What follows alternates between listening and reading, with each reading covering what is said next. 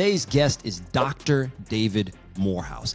Get ready for a banger, people. We got another one of those crazy origin stories. This guy got shot in the head. He woke up with superpowers. You can't make that shit up. You're about to get a masterclass on how the intelligence community works. We're going to go over remote viewing, also go over Snowden and the entire event, what he thinks about it, the surveillance state, how he feels about the NSA, who's truly in power, who's in control. We are going to go over so much that it's going to make your head spin, but at the end of it, you're going to be very happy. This is a banger podcast. And I can tell you, they're trying to produce, they need hypersonic flight vehicles. I mean, that Cloud Chaser, its re-entry speed is 18,000 miles per hour. That's its re-entry speed. And, they're looking at things that, that can fly at 23,000 miles and 28,000 miles per hour. That'll never be manned because human beings can't stand the G-forces. So, but, are we looking for autonomous hypersonic aircraft that we can, put up into space and that can 30 minutes later, pierce back down through the atmosphere and then attack a target for us? Yeah. You don't think the Russians are trying to do that? Of course they are. Banger podcast, people. Leave us a review, leave us a like, subscribe, check out our Rumble, Apple Podcasts, Spotify, wherever we are. We love you guys. Enjoy the podcast. 𝗦𝘂𝗀𝗀𝗀𝗀𝗀. David, how's it going? Welcome. Yeah. Good. Hey, it's wonderful to be here. Yeah. I'm really glad we could do this. This is, I almost said this is a subject I'm very interested in, but you encompass a whole lot of subjects. So let's go with who David Morehouse is. How do we get to this point where we're about to have a discussion on all these things? That opening statement reminds me of a dinner conversation I had with a friend that said, "Okay, so you were born and now you're here." Exactly. Fill in the blanks. And so my father came out of World War II as a master sergeant and then was offered a warrant and became a warrant officer and retired as a W-4. And my father spent a great deal of time trying to make sure that I kind of followed in footsteps as an Army officer. And my son is a command sergeant major in the United States Army and is actually going to be the next sergeant major of the Army and the Maryland National Guard, which will be the ranking position for a command sergeant major there.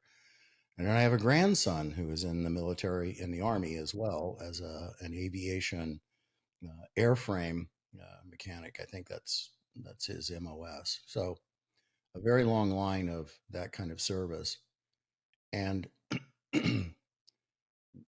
when I was in the military, I just, because I had been trained up by an Army officer, I'd been trained and skilled and taught and what to expect, and not so much on the leadership aspect of it, but very much on just, how to be an Army officer. And so I did very well in the Army. And it was one of those odd mistakes or odd, weird things that people do, is that you start to believe that because you do something well, that you're doing it on purpose. You're on purpose in your life.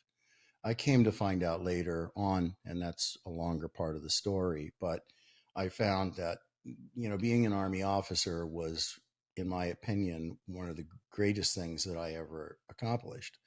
Some of the best years of my life. But to have continued on for, 30 years and to keep pushing through that, I just discovered around the 15-year mark that I was not on purpose anymore. And part of that had to do with one of the special access programs that I had become a part of. I commanded I was a weapons platoon leader, 81mm mortar platoon leader in Panama. Later became a airborne rifle platoon leader in Panama as part of one of the Army's only, it was the Army's only separate airborne rifle company. It was in Panama, the Quick Reaction Force for Sync South and for the commander of the 193rd there. I was an aide to two generals, one a 4-star and one 2-star. I then was selected to command the same company that I was a platoon leader in. which was a very odd thing. I was still a first lieutenant, not yet even promotable to captain, I don't believe. And I barely outranked the young officers that I was in command of. But I now had the quick reaction force for Sync South, the 4-star position in Panama, and I was commanding it. I commanded for 2 years, left there, and then came out after successful command and went on to command a Ranger company. First started out as an assistant operations officer and then the S1 personnel officer, because that was my secondary specialty, and then commanded a Ranger company, Bravo 1st Battalion, 75th Rangers. And I was there for 6 years in the Rangers and commanded for 2, and then came out of there. And I was supposed to go to Italy to command, to actually not command, to be an aide to an Italian general. So they were going to send me to the Defense Language Institute in Monterey, California, to learn to speak Italian. And then I was supposed to go there. And I was kind of happy about that. I thought that's a really cool job, right? And as I was the change of command party at the end of the day, the battalion commander, Lieutenant Colonel 𝗦𝘂𝗯𝘀𝗰𝗀𝗀𝗏, first Ranger battalion commander, came to me. He goes, "Hey, I got some bad news. That job went away. The general picked somebody in country who already speaks the language. You didn't want to wait." Okay. So that is a dangerous position to be in as a 2-time company commander, and to have all the special operations skills that I had, because I was a master parachutist, jump master qualified, had a C.I.A and had a Pathfinder badge, and I had special operations, combat diver badge, and all these other things that make you a big hot commodity for somebody up in the personnel department to snatch you up and to plug you into some hotel. I mean, it's some kind of hotel, some weird job. I did not want to go to be part of recruiting command. I did not want to be part of ROTC duty, God forbid. And I did not want to go to Army Reserve or work with the National Guard. I just didn't want to do those things. So a few friends got involved that were colonels and beyond. And they ended up getting me an interview with this organization, which was my very first special access program. And to go into a special access program like this particular one, you get vetted.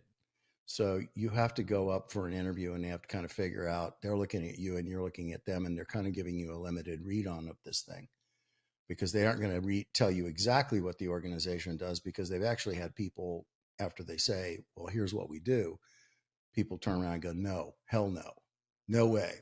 I'm not going to do that. This special access program was at the time codenamed Royal Cape. It's also known as the Activity. It's also known as the Secret Army of Northern Virginia. And there is a book written called Killer Elite, which is a book that writes about this unit and tells the story of its inception and of the time while I was there.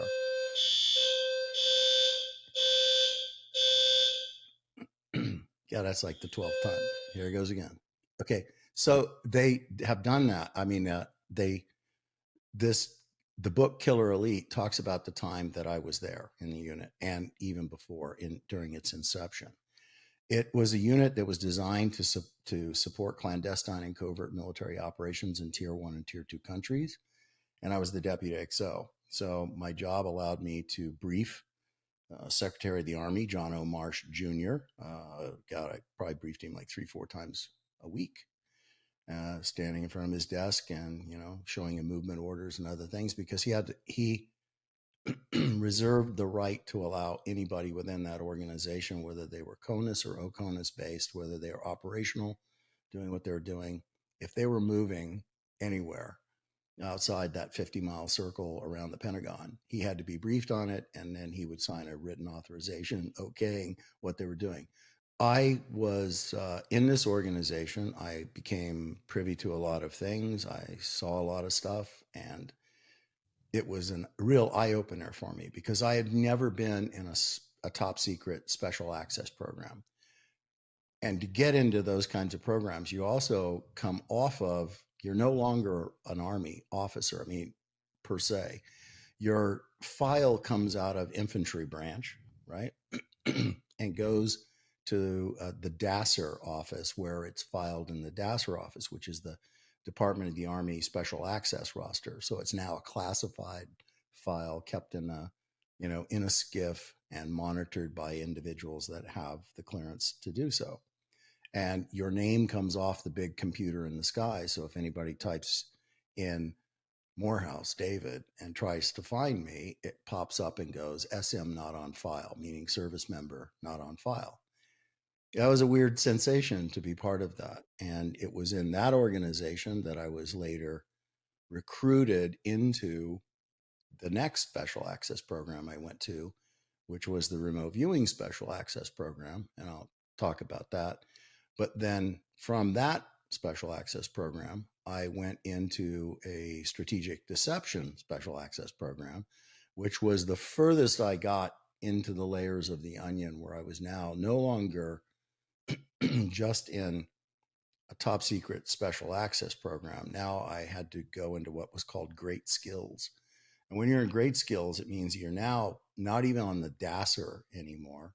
Now they remove you from the DASR, and another organization, another level of SCIF and secrecy holds your file there. And they actually go through some paper drill process of writing you out of the Army. So you're now no longer, you don't even draw a paycheck through the regular military distribution center. You now are given a check, and the check comes from a cover organization. And you are given a DA, you're given a DA, Department of the Army ID card, and you're positioned as a civilian. So now I'm a civilian. You're supposed to tell your family you're no longer in the military. I did not do that. I didn't do a lot of things that they asked me to do, but that was a strategic deception SAP called, it was codenamed Torn Image, which was very appropriate for that.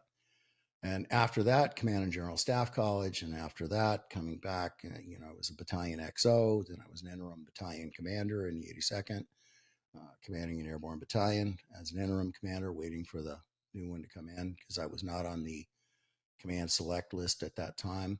Became the division training officer, and then ended up stepping out of the Army at 19 years, 1 year from retirement, stepping out of the Army and going off to teach what I had learned in the second SAP is what I ended up doing. And there were reasons for that. So we can talk about that if you choose to. And that's it. That's the career that got me there. And I did just taught remote viewing from 95 up until around 2002. And then the war started. And then by 2003, the second front of the war started in Iraq.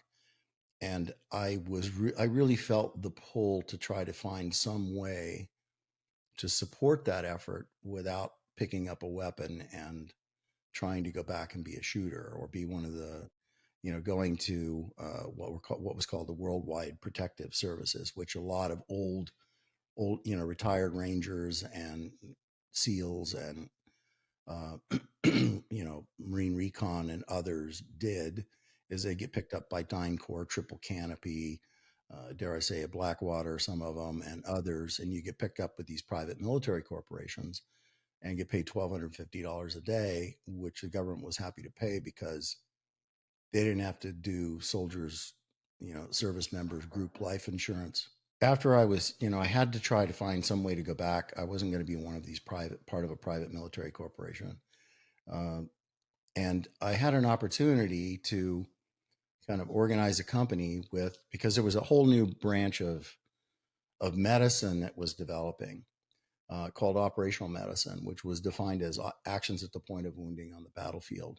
There's another name that it was known by in more simplistic terms, which was called tactical combat casualty care. And a whole committee formed to do this. And I get to this point, it's important, I think, that listeners understand this. For the first time in the history of US and UK, warfare and all of the coalition forces, for the first time in the history of that, they were actually putting medical devices into individual first aid kits. I mean, I went through an entire military career, despite all of the special operations that I was in, using the same one, non-firing shoulder pressure dressing that my father wore through World War II. In fact, I think my grandfather probably carried it in World War I. It is the same. It was the same thing. This worthless, little tiny layered thing of gauze with a big long tie strap on it. But now they're giving them Israeli dressings and two pressure dressings, two hemostatic agents.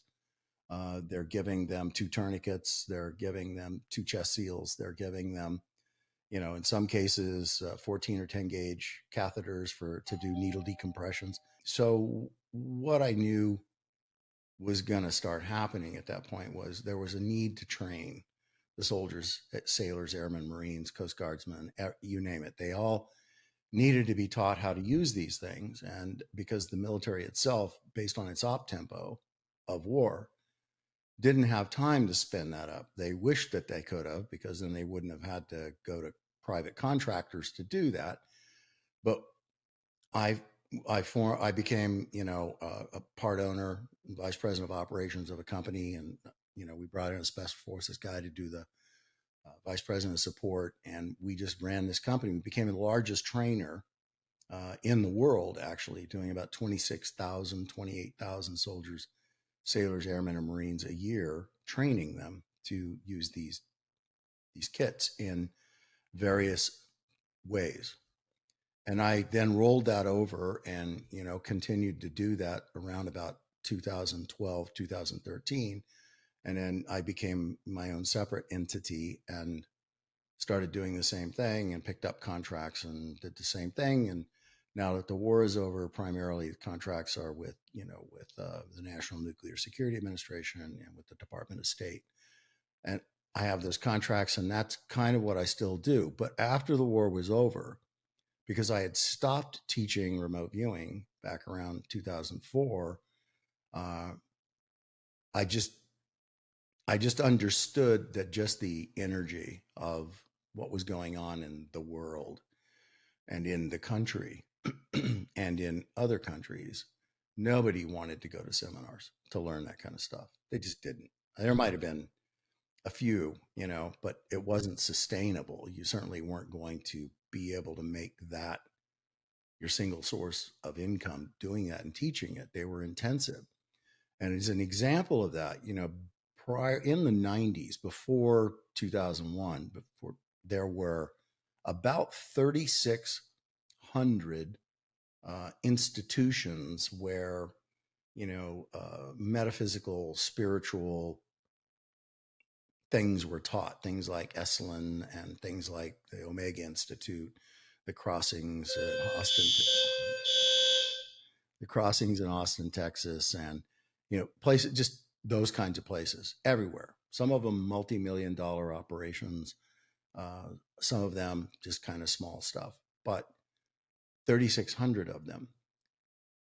By the time, what started to happen was, as soon as the war started, the first one, and then the second front started, these institutions just started to dry up. And they dried up because it wasn't for lack of potential speakers or presenters or teachers to be there, but the student populations of those places just diminished considerably, to the point that some of them, I know that the crossings in Austin, Texas, I know that, Ken and Joyce Beck, which were friends, Ken was the original marketing director of Dell Computers. And I mean, they spent, when he retired, they cashed in his stocks, and the millions of dollars that they spent to build the crossings, it was a premium, facility for doing this very kind of a thing. And the student population just dwindled very quickly down to nothing, and it became a big struggle. And if you actually look at the crossings in Austin, Texas, it's there now, but it's nothing like what it was. It had a big, huge spa, and I mean, all this stuff. they spared absolutely no expense in the creation of this place, and very thoughtfully, mindfully, created, spent time there themselves trying to figure out how they could cause the crossings to sit humbly, quietly, peacefully with the land in the creation of it and the materials used and everything else. So tremendous effort put there, but it just diminished down to nothing. Some of it. So now, if you look now at the end of the wars of 20 years of conflict, there's less than 300 of those 3,600 institutions remaining. So I thought, I had the feeling, and I just was impressed to start rekindling that. And it was a slow start. I actually had a friend who was one of my former students, 𝗛𝗲𝗰𝗀𝗀𝗁, who said, "Hey, there's this new platform and you need to come on this platform and talk." I was like, "I don't want to do this social media thing. I don't want to do that." And it was the Clubhouse. And so in it started. So this was in 2001. Or 2020. And I started doing 2001? That's Clubhouse? You mean 2021? I mean, okay. I'm sorry, 2021. Okay. Yeah. Thank you. In 21, I started doing Clubhouse, and I started doing it in my Maniac format, which is I was doing like 16 hours every Friday night. I was going through moderators. I mean, I had moderators who would like stay up all night to moderate the room for me, but they were like, I'd catch them sleeping on the phone. Of course. I'm amped up and talking, drinking coffee and talking and answering questions. And I loved it because it was cold-faced, just cold questions all night long, right? New people, different, this and that. I mean, sometimes you'd have to shoot some things down. Sometimes you'd have to encourage people to open up and talk, but it was a lot of fun. It was a good retraining to find your voice again. You know what I mean by that? Because and to start, rehashing and digging up the things that you used to talk about, and then adding all the new layers of things that you have learned and experienced in that time. I mean, I'm an old guy. I'm 70 years old. I'll be 70 this year. So I have just seen a lot of things in and out of the military, and I've watched the world cycle back through, its own bathwater multiple times. And I'm not fazed by anything I see, but I certainly have an opinion about it. And I consider it to be a somewhat experienced and learned opinion. Plus I'm a medical researcher. That's what I do now. So I pay attention to those things. But there you go. There's a history of me. I want to see if we can find, because it's an interesting way that you put it with these special access programs. So I have two questions that you can answer for us here. These special access programs, it's something that's now within the zeitgeist. I mean, growing up for me, I don't think I ever heard that term or phrase. So you referred to it like an onion. And so this is the first time I've ever heard about this, but should we take it as when you get access to, say, your first special access program and it goes well, whatever well means, whatever success is, and then you said you went into another one, which happened to be, I think, remote viewing as your second one. Is there a never-ending onion peel, in which case you would have eventually ended up with the secrets of the universe? But is there a never-ending onion where where you will end up with the secrets of the universe, essentially at a point where you would never be able to talk about the things that you did? Is that how it works? And then my follow-up question to that, once you've gotten there, is you've got to give us a good understanding of remote viewing, what it is, and then we'll go down that route.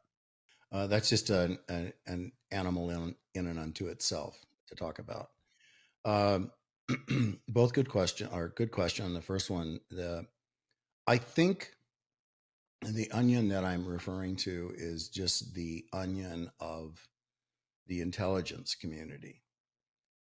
One of the great things that I've ever heard anybody who's retiring out of the intel community, retiring from the CIA or DIA or wherever they happen to be, these are people who just buy their military positions, their MOS or their what they are trained. Sorry, as what does an MOS stand for? officer, the military occupational skill. So you can be, you know, an 11 Charlie or 11 Bravo or 68 Whiskey. 11 Charlie is a mortarman who is assigned to the infantry. And 11 Bravo is an infantryman, and a 68 Whiskey is a combat medic. And then every job in the military, Air Force, Navy, whatever it is, has an MOS. They go by different names in some of the different, you know, in different services, but they're the same thing. You actually have a numerical alpha designator that says, you know, to the big military computer in the sky, exactly what it is you do. And for officers, it's the same thing. For example, you're an 11 Alpha, which means you're an officer in the infantry. And then there are designators that go on there for special operations and, or, you know, where there are other things. Well, who are you regimentally affiliated with? So you can't claim you're a special operations something unless you're regimentally affiliated with something that is in the special operations community. So in the Army, you could either be in a special operations aviation unit, like Task Force 160, or you could be an 18 series special op, which would be special forces. Those are the Green Berets. Or you could be, I think as well, Delta, also called Combat Applications Group. Delta has its own numerical designation. I think they too are 18s. It might, but they probably have a different alpha designation to it. I'm just not sure. And for the Rangers, you are regimentally affiliated to the 75th Ranger Regiment. Huge distinction between somebody going, I'm a Ranger, and I'm Ranger qualified. There are lots of people who have a Ranger tab, but you're not supposed to say, I'm a Ranger. You can say, I'm Ranger qualified. To be a Ranger, you have to be regimentally affiliated with the 75th Ranger Regiment, which means you have to have served in it. Okay. Did that answer that question? And then I'll get back to the onion. Potentially, because my real true interest is trying to understand.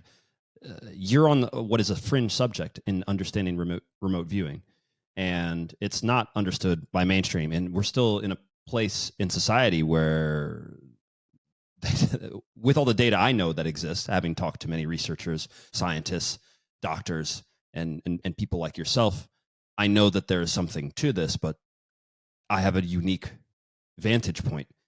The rest of the world isn't yet, I don't think, able to say this. So my real point for asking the question was, how far does that rabbit hole go? Does that lead to something else? I just wanted to be sure I had answered the MOS. Okay. I know I answered them in context to the point that oftentimes everybody is listening loses track of what the first question was. Anyway, so in referring to the onion, I was referring to just the intelligence community.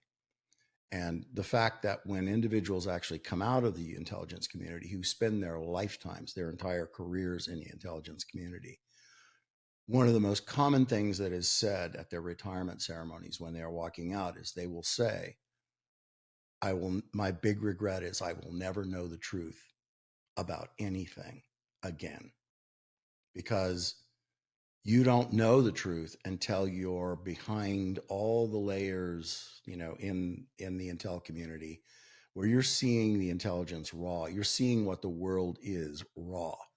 And you don't see that when you get your news from, you know, from BuzzFeed or CNBC or Fox or CNN or something else. You're getting a highly stylized, you know, opinion based on somebody telling somebody what their opinion is going to be. And it's why I don't watch it. But when you're in the intel community at various layers within the intel community, with various access to various kinds of programs, you see and you hear and experience and participate in a history that other people can't even fathom at all.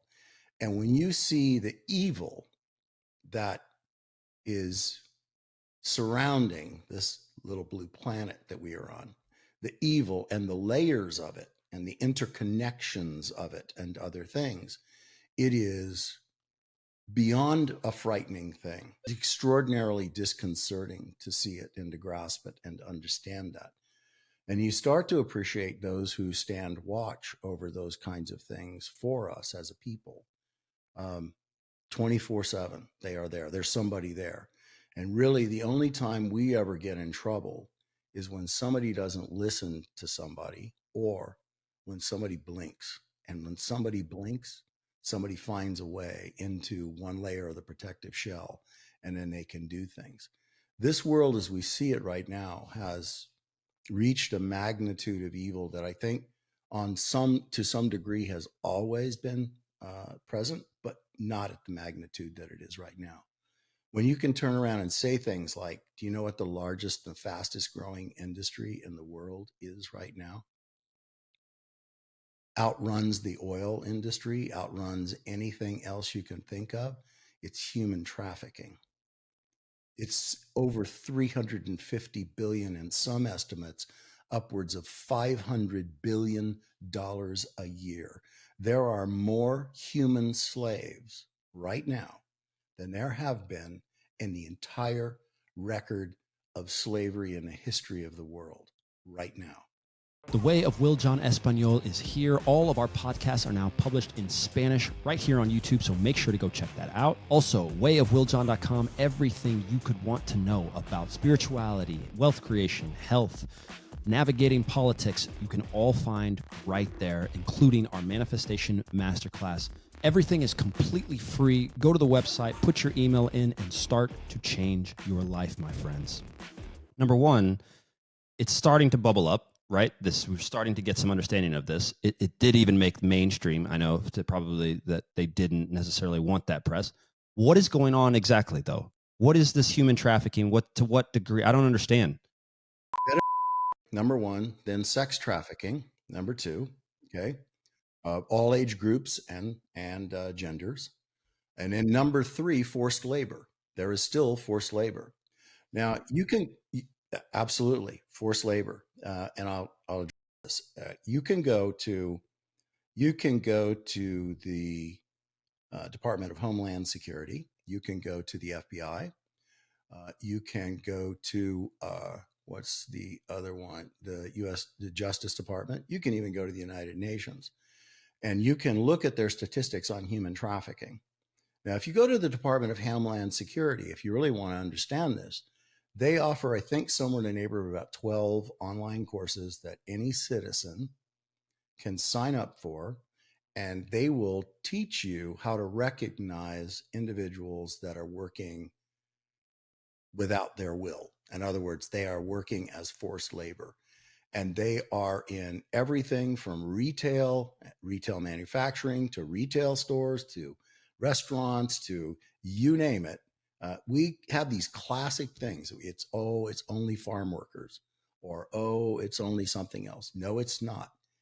No, it's not. You have a highly polished corporate, lawn care thing that shows up and takes care of an entire community, like this, this preserve that I live on, where they have, everything's taken care of by lawn care guys that come in, and you have huge crews. You have no idea that 50% or 70% of those crews could be forced labor. You look at the different statistics on how many people that are working as slaves, sex slaves, or as forced labor slaves. There are estimates. The conservative estimates are something like 27.8 million. That's 27.8 million. That's what the U.S., I think, Department of Labor and the U.S., the Department of Homeland Security and the Justice Department, that's what they tell you to use that figure. Don't go by the other more inflated figures. You go to the United Nations, they've got a figure a little bit more conservative than that. But then you start looking at the organizations that track this stuff, who are not government affiliated, who do not have anything to gain by trying to tamp down those statistics. And the number of slaves are now they're upwards of somewhere in the neighborhood of 70 to 80 million slaves. That's the combined population of California and Texas together. I had something written down here that you mentioned about special access or the intelligence community, right? But they come out and they say, I'll never know the truth. And so it immediately got me going, and this is connected to the human trafficking. Is there or are there groups of people that do know the truth, that sit at the top of all of the information, or that can actually see all the pieces and all the puzzles? Do those people exist? And are these the same people? Are they related to any of the human trafficking? Because when you say that there's nearly 100 million people being human trafficked, somebody always knows something at the top. These organizations that are responsible for monitoring this stuff, like, look, NSA and DIA and CIA and everything in between all of those, and all the little offices within those directorates rather, are all charged with looking at something inside this onion and around the onion and outside the onion. They keep track of this stuff for us. I mean, they're aware of it. Do they run this stuff to ground? Absolutely, they run it to ground. And they feed it over to the FBI, or they feed it over to customs, or they feed it over to something else. Can the administration flavor how, what's done and how it's done with reference to that kind of intel as it's collected? Yes. So you can either say, doesn't matter, let them all, it doesn't matter. People have to understand there's a consequence to opening up the border. It's not like, do you understand? You now create a portal, a free portal for human traffickers to bring trafficked human beings into the United States. And then statistically speaking, what ends up happening is the United States then gets labeled as the largest consumer of human trafficking. And that's what's happened to us. We're now labeled as the largest consumer of human trafficking. Wow, are we the source? So, we're not the source of it? No, we're not the source of it. It comes from the rest of the world. And it comes from Central and South America. It comes from Africa. It comes from, Eastern Europe. It comes from China. It comes from any place, in multiple places in Asia. It comes from any place where people are cheap and human rights are non-existent per se. And if they can be packaged and transported by any way, shape, or form, and can be brought to some place where they can be brought across a border and then utilized as a commodity, as forced labor in any capacity that they choose to use them. Or sometimes they bring them into other countries like Mexico and use them to build things, or bring them into Indonesia and use them there to build things, Malaysia to build, to create things, our jeans and sneakers and what the hell ever else. It is the largest industry on the planet right now. And you don't ever hear that, do you? You don't hear it on the news. People don't talk about it. People don't understand the consequences of it. People don't understand why one decision in an administration that says, let them all in, how that just to somebody that's trying to traffic humans into the United States or Canada or both just turns around and goes, thank you very much. And now they just traffic humans in there. You just think it's a herd moving across the border, but it's a herd with herders, that are moving them across the border. So it's a huge mess at this particular point. But back to what we were talking about, it's just, these are things that people that work in that world see, and they see the interconnectedness of it, and they see the layers of it, and they understand the magnitude of that problem. And my great appreciation of the people in those jobs in that world has been, they're looking at everything, and they have portals into backdoors into all of the social media and other stuff. And, a guy like Snowden comes out and does what Snowden did, which was to reveal all of this, that who they're monitoring and how they're monitoring, et cetera, et cetera. And of course, you have people running around holding up signs outside in the parking lot at NSA going, fuck NSA. And my point is whoa, time out. But first of all, they don't care what kind of porn you're looking at as long as it's legal porn. And they don't care what you're doing for shopping or any of those things. They don't care.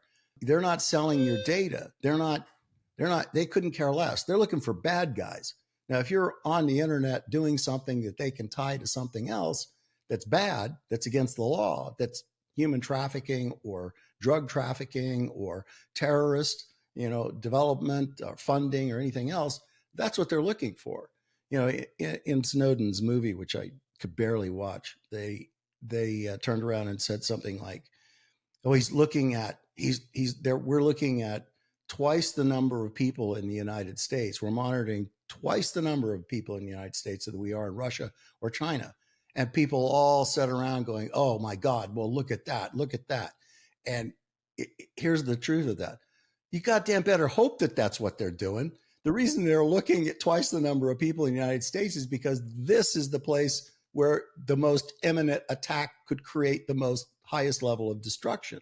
So they're looking for twice as many things here. And here's the other thing. Do not assume, like is presented to you by Oliver Stone in that movie, that guy, his always out is he says, "I begin with a basis of fact beyond which I speculate heavily." And people never hear him say that, but he says that.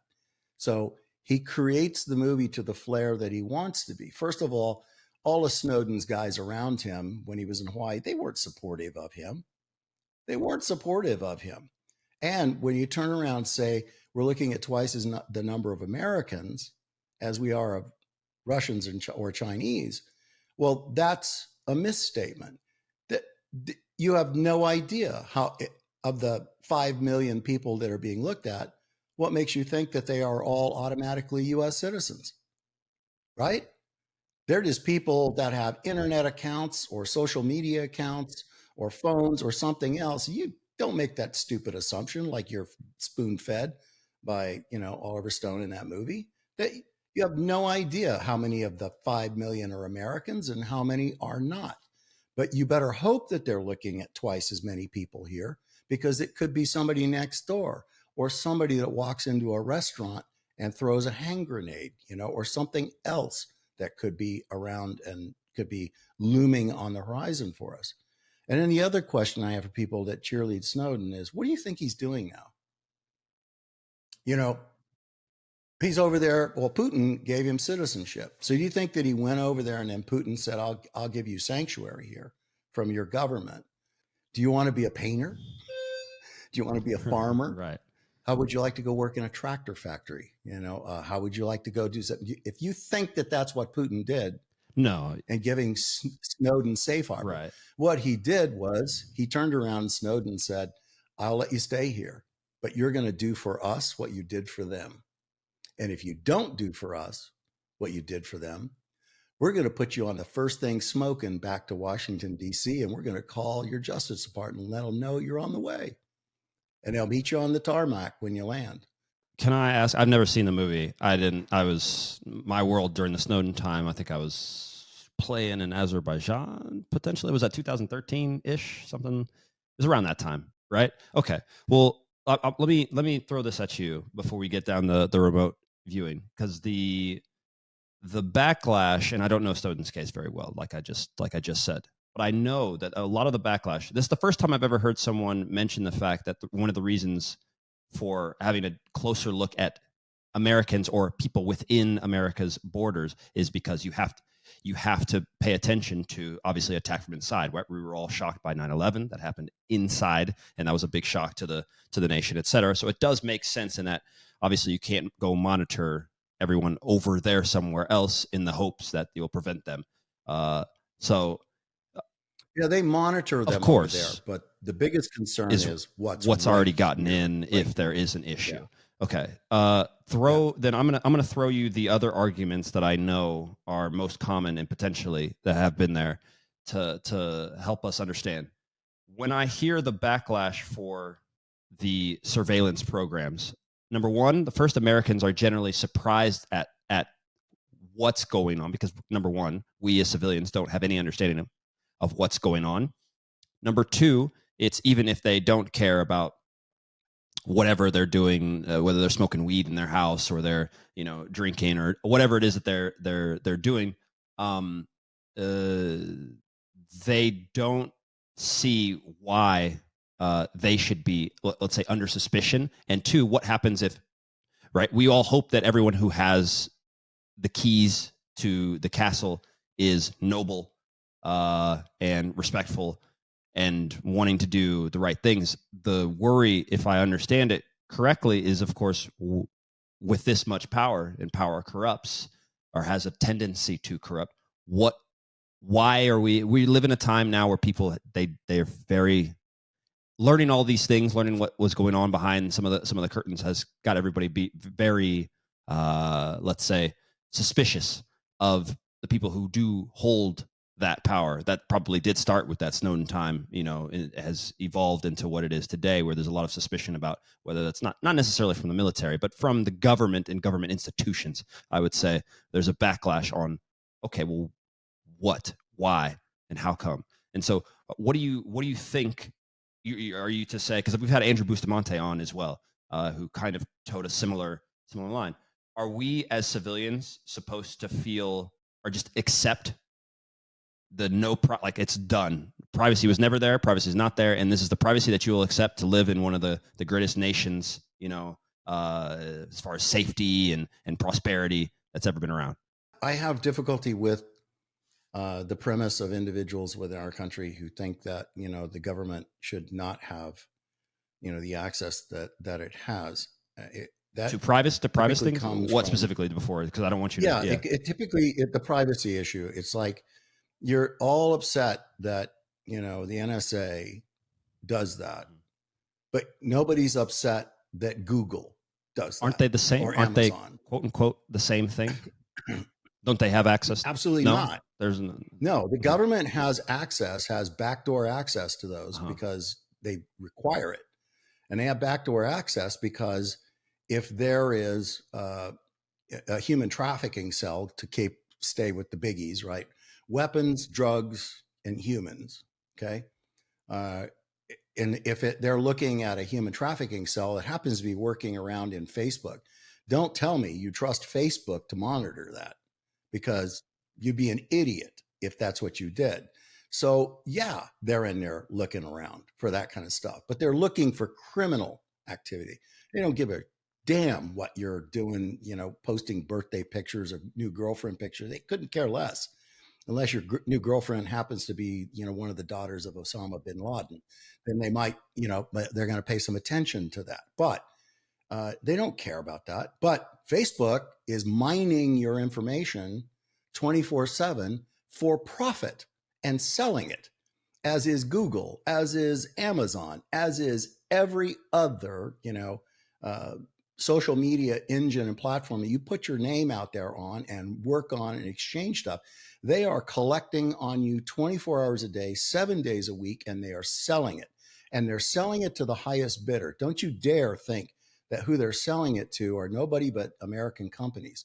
They're selling it to China. They're selling it to Russia. They're selling it to Cuba, to Koreans, and Cuba too, just sitting 90 miles off the coast, is out there. They have now turned into one of the biggest and most successful miners of U.S. personal data and intelligence data, snagging it right out of everything that they can and turning around and packaging it and selling it to China and selling it to Russia and selling it to anybody else who wants it, for that matter. So if you want to be pissed off about something, be pissed off about the social media platforms that you're part of, that you just hang, you just drop your pants and stand there, full frontal nudity in front of them 24/7, running your cameras, taking pictures, texting shit you shouldn't be texting, back and forth. And they're collecting it all and they're turning around and, and packaging it and selling it. It's like tranches. Isn't that the danger though? It's like, isn't that, because just to follow it up, that's a horrible but yeah, the danger, yeah. But does the danger lie? And I guess it's a philosophical question, one which we can't, truly get to the fruit of.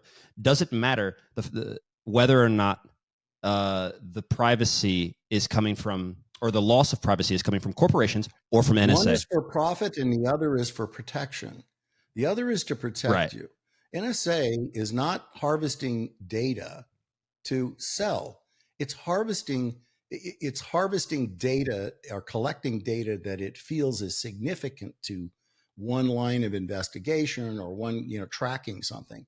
And if you understood the magnitude of this web of, out in the onion of all of this evil that exists out there, then you understand that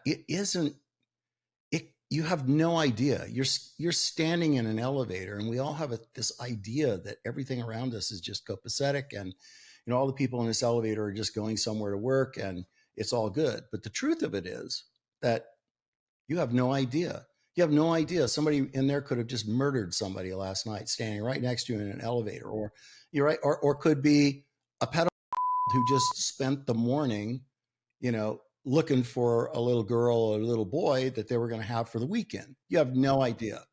But you have to trust that a government agency that's looking at it, don't you want somebody looking for that?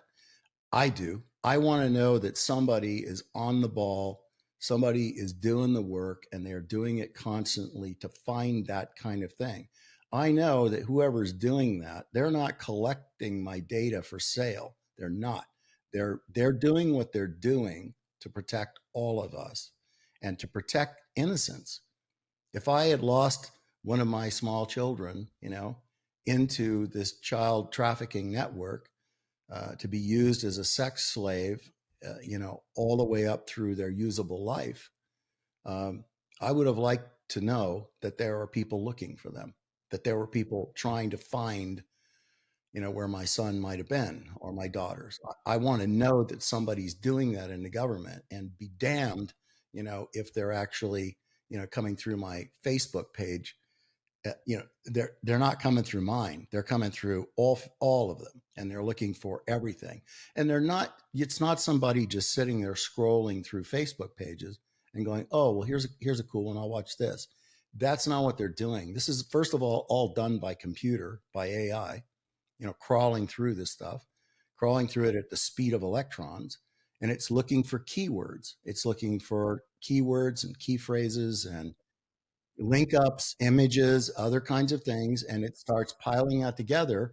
And when it finds correlations, it develops aggregate reports. And these aggregate reports go into, the big Intel analyst hopper. And then somebody from, wherever that analyst would be, whatever that AI steers that out and says, this is law enforcement related, this is probably Intel CIA, this is Department of Homeland Security.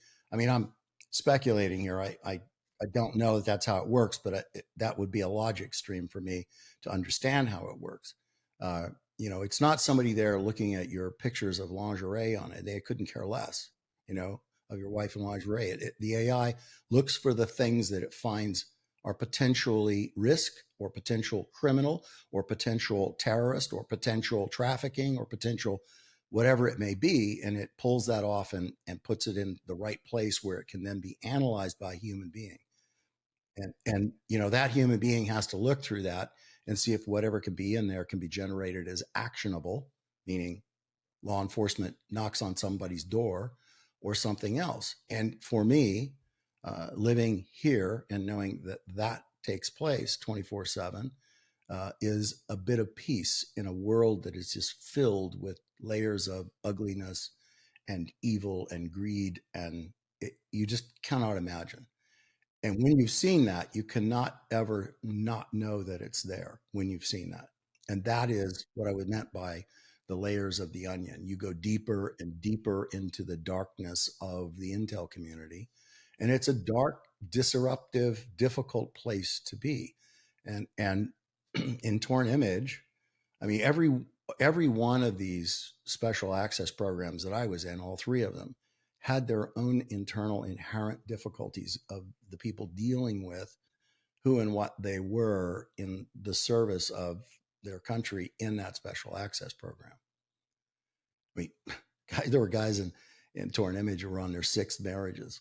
I mean, it was not unusual. There were only a few of us that were deceivers there, strategic deceivers, which, by the way, let me define that for you. Strategic deceiver is a person that develops a lie that supports an objective of the military or the country, whatever it's going to be, in this case, military. And a strategic deception has to be a lie sustainable, a deception, okay, sustainable for a minimum of 10 years. So they are very complex, layered, supported deceptions that target not American people. They target the real or perceived enemies of the United States. So you're after either a military or political or economic target outside of our borders, trying to protect ourselves. And we are not unique in that. I mean, every other, the UK works these against us. Canada works them against us. We work them against them, and we're allies. And all of us get together and work them against, things like Iran and China and Russia and North Korea and anything else that looks like it could rise up and strike against the peoples of our coalition. So it's fantastically more complex. I think that's one of the big issues with trying to understand this. And like I just said, my vantage point on this is getting better and better every day as I continue to have conversations like this, and it's opening up a world with which also the listeners, and I talk to family members and people who watch and listen to the podcast, and it opens up the world. But the picture that I'm getting is you're doing an excellent job as well. I appreciate that. A bunch of your stuff. You're doing a really great job.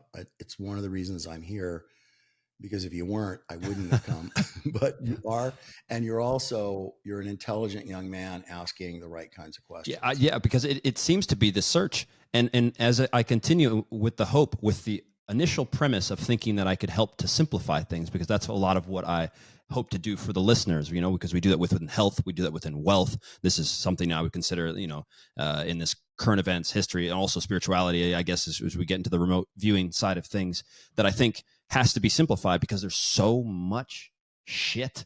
There's just so much. Like, how are you supposed to, now when we live in the age of information, how are we supposed to do this? And as I continue to look at what is going on, what this intelligence community is trying to tackle, how they're trying to operate, it just gets fantastically more complex. And I understand that's the nature of the beast. And so that's also where my question is always going. If we look at it as a pyramid, and I know we can't just simply put it that there's a guy or a girl at the top who's just like, haha, I understand that David will go through this special access program and I can see everything and you guys are down there, but clearly there are people, or there are groups, and you're one of those people who has a higher vantage point than I do, considerably, right? Given your experience. And so I was always curious on that. That seems to be the big thing now. Just very briefly, let's not go down the rabbit hole, but let's use the UFO UAP special access programs. First of all, the people think that, you're seeing all of this posturing that's going on. We've got this task force, and we're having congressional committee meetings and all that stuff. So it's all going to be revealed to us. No, it's not. You're not going to learn anything that hasn't already been said, 55,000 times before, and just rewarming it. You're not going to learn anything. You're not. And the reason you're not is because from the top down, and I'm talking about the current occupant of the White House, special access programs, particularly the ones that are not commanded or led by military personnel, they are part of contract organizations that build, these massive things. It could be McDonnell Douglas, it could be Raytheon, it could be, you name it, right? And they have special access programs. They have classified places that are top secret, where they are not commanded by military, but they work under government contract. They have their own special access programs there. And let's assume that happens to be one of the places where people want to say, like Area 51. Well, Area 51 is not all military. There are government contractors that are out there. Those government contractors are affiliated with, that is their classified, development portion of that particular. They may be building the next airliner, but they are also building the next space war craft out there and testing it. Those special access programs, there is no legal precedent. The Justice Department has absolutely no authority over them. the President of the United States, who is considered, by the way, in these special access programs to be a transient occupant of the White House. They have no beholding to that individual, which is why there's never been a president of the United States that would stand up and say, I'm going to rip the lid off of this. And if there's any alien bodies, I'm going to have them drag them out and we're all going to get to see them. And we're going to look at the spaceship. In fact, I'm going to go sit at the controls, as president and do that. Yeah, nothing could be more laughable. Not going to happen. Not ever. Wouldn't matter if he demanded it. Wouldn't matter if he stood up in the next State of the Union address and slammed his hands on the podium. They would just go like, yeah, okay. They would give him what they wanted to give him. And if he got upset and wanted something different, they would turn around, restructure exactly the same information and deliver it again to their chief of staff, to his chief of staff. And they go, this is it. This is what you get. Now, I know Americans think like, oh, well, that can't be. Oh, yes, it can. It's because you don't understand how the intel community, since its inception, and we learned this from the British, right? When OSS was formed, we didn't have an intel. We weren't good at it. And so we relied on the military to do it, but we were not good at it. So OSS learned from the British Secret Service. And from there, it becomes, the CIA post 1945, post the war. And while Truman tried to keep it very small, it did what intel communities do. They reinvent themselves, and it's mission creep. They become bigger, bigger budgets, bigger everything. And so now you see the CIA as it is. And they don't sit down and brief the President of the United States on everything that they're doing or how they're doing it or where they're doing it and what they're doing it with. If they did that, it would no longer be secret, right? It would no longer be classified. So special access programs are exactly that. They are cells of knowledge and expertise in research or collection, or it could be everything from weaponry to aircraft to you name it, to collection capabilities, to analytical capabilities. Special access programs exist for one reason, and that is to compartmentalize and to protect the information that is contained, gathered, analyzed, created within that special access program. And the head of a special access program, I'll take 𝗲𝗏𝗃 as an example again, the strategic deception. There were 14 of us that were strategic deceivers out of 45 or 48. I don't think I've ever told everybody how many of us there were, but anyway, now you know. We were told when we came in there that every project, every program, every deception was compartmentalized, and you would never tell the guy next door to you or the guy next door to you or across the hall from you what your program was. And they would not tell you what their programs were. You were not allowed to ask that question. And it was made very clear to us when we came in there that the commander of the organization and the deputy commander of the organization, if during a briefing, you were required to update on project elements, those briefings, you could never talk about your project in the open. So you could talk, there were certain criteria that you were able to discuss if it was a group setting, and otherwise it had to be a one-on-one with you and the deputy commander and the commander. And you were instructed, we were taught that you don't update them. You don't tell them everything. You tell them only what you need to let them know. To the commander and the deputy commander even. Yeah. Okay. They don't want to know everything, because if they know everything about your deception, it's no longer completely classified, is it? Now you have 3 people that know it. And you know what happens then? Yeah, 4 and 5 and 6. Before long, it'll be 9 people know it. And then it'll be, and so it goes exponentially.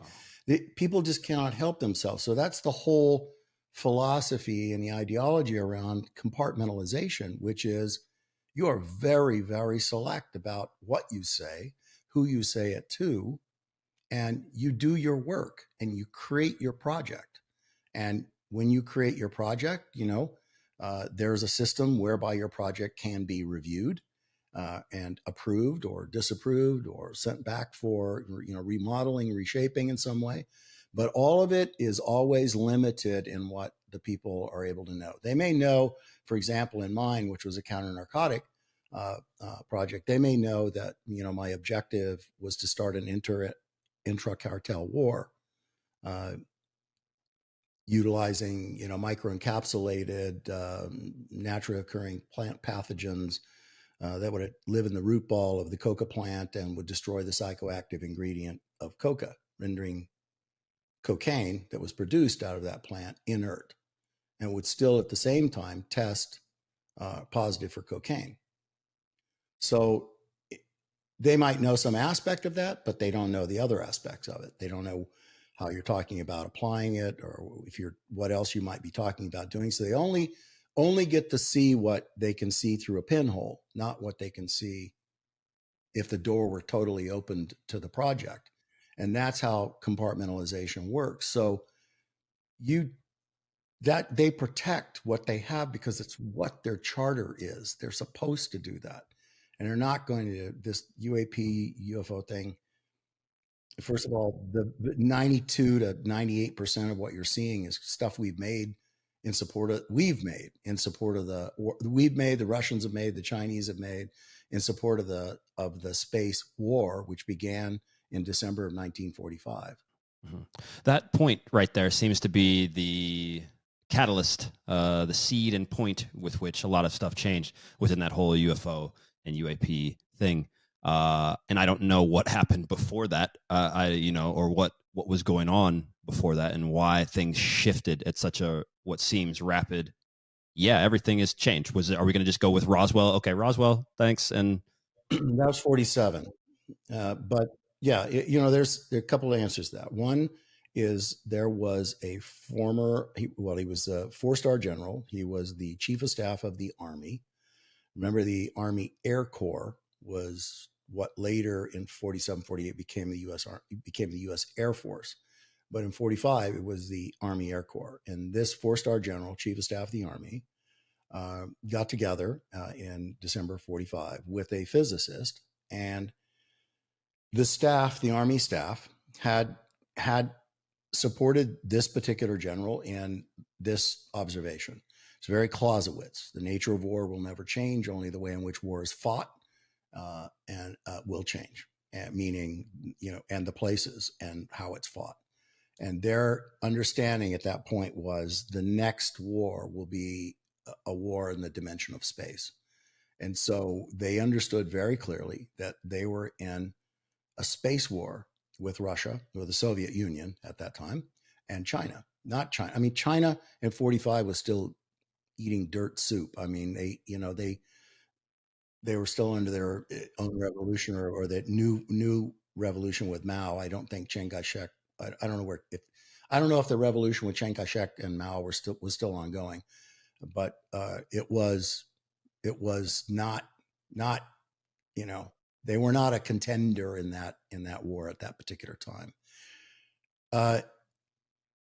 This general and this physicist develop a 50-year plan with which they were going to build and implement the space war, not the space race, the space war. And in 45, that happened. And there is an ESRI website. I think it's esri.com. You'll just have to look it up. And on it, you can see they have posted in a really cool graphic that begins in 1900 and goes all the way up to, I think it's 2013, 2018. And you can look at this graphic and just bear in mind what I just told you, that the space war started in December of 1945. When that declaration was made by this general, and they developed a 50-year plan. When you look at this ESRI graphic and you watch the slider go from 1900, you will see nothing up until 1945.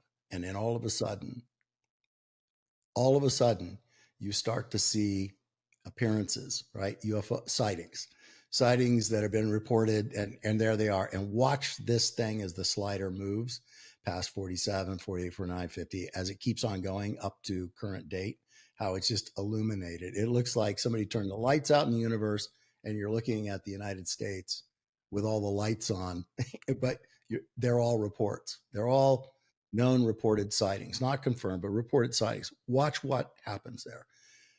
It goes to the whole idea that what happened in the space war and the massive budget that was being produced there for that through the Air Force was to build space weaponry. And this starts in 1945. I think it was by 1958. A huge budget proposal was put forward to Department of Defense, where they said we have to start developing space weapons, hypersonic space vehicles. We need a space station. We need all these different things. And we're not talking about like a space station for research. We're talking about a space station for intelligence collection by the United States Air Force at that point. So that all existed. I mean, I went to the Classified Air Force Museum in Wright-Patterson Air Force Base up in Ohio, and they had a classified Air Force museum there. And I had a good friend of mine, Colonel, still active there, took me into it, and I saw Air Force astronaut uniforms there. Now, don't confuse that with astronaut uniforms for NASA. That's not what that was.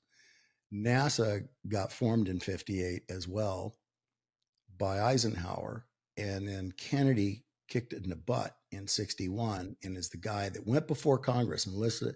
Kennedy goes before Congress, I think it was 61, and his deliverance to Congress was called urgent national needs. Urgent national needs. And he goes before Congress and asks under that title of his presentation for $9 billion, which was a hell of a lot of money back then. And the $9 billion are given. $7 billion go to the space war. $2 billion go to NASA, because NASA was created. That was the space race. It was created to be for humanity and all humanity and exploration, right? It was exploration and discovery, and those kinds of words were used to describe what they were going to do. In fact, Kennedy himself used those words in the descriptions of what NASA was going to be doing. So there was some exchange and interplay between NASA and the space war, but the space war was the dominant behind the scenes effort to create our ability to control the dimension of space so that the Soviet did not take it. And later on in the 70s, so that China could not occupy it. And that war goes on to this very day in very sophisticated levels. Is that then there's this current idea out there that taps into that same entire let's say mentality that you've just laid out, which is that we are headed towards a space war. Space Force has now become a part of our lexicon. So are we headed towards a war in space between powers and not within? Because the one caveat is that we still feel that the UAP thing is leaning towards alien, towards an outside source. So I don't know where that stands. We've been in a space war since 1945, but with ourselves. Declared then. With ourselves. Yeah, well, against the Soviet. Okay. And against any and all other potential comers. And you got to remember, we're 1945. We still have piston-driven aircraft, right? So the only people who had a jet engine were the Nazis, for Pete's sake, and thank God they were no more. So now it's been ongoing since that time, and there have been just the development of black projects if you see a project it becomes something, you see somebody flying something around quite obviously, or it's on Popular Mechanics or Science Digest or covered in whatever, that's a gray project. Now that means that project's been decommissioned, so to speak. And for what you need to understand is for every gray project that you see, there are 10 more black projects chasing after the same thing, only are still in development and still are being processed, right? And as you know, they find that one is not going to measure up, then it gets cast out into the gray. And it may go on to do some lesser role, but you may still see it. It could be, you know, turned around and dual purposed for something else. But, you know, like there's a thing called Cloud Chaser out there. Well, it's a great project now. It's a NASA project. So it gets developed by, let's say, I don't know who built it, but let's say, I think it's McDonnell Douglas. McDonnell Douglas builds it, and they build it in a classified as a black project.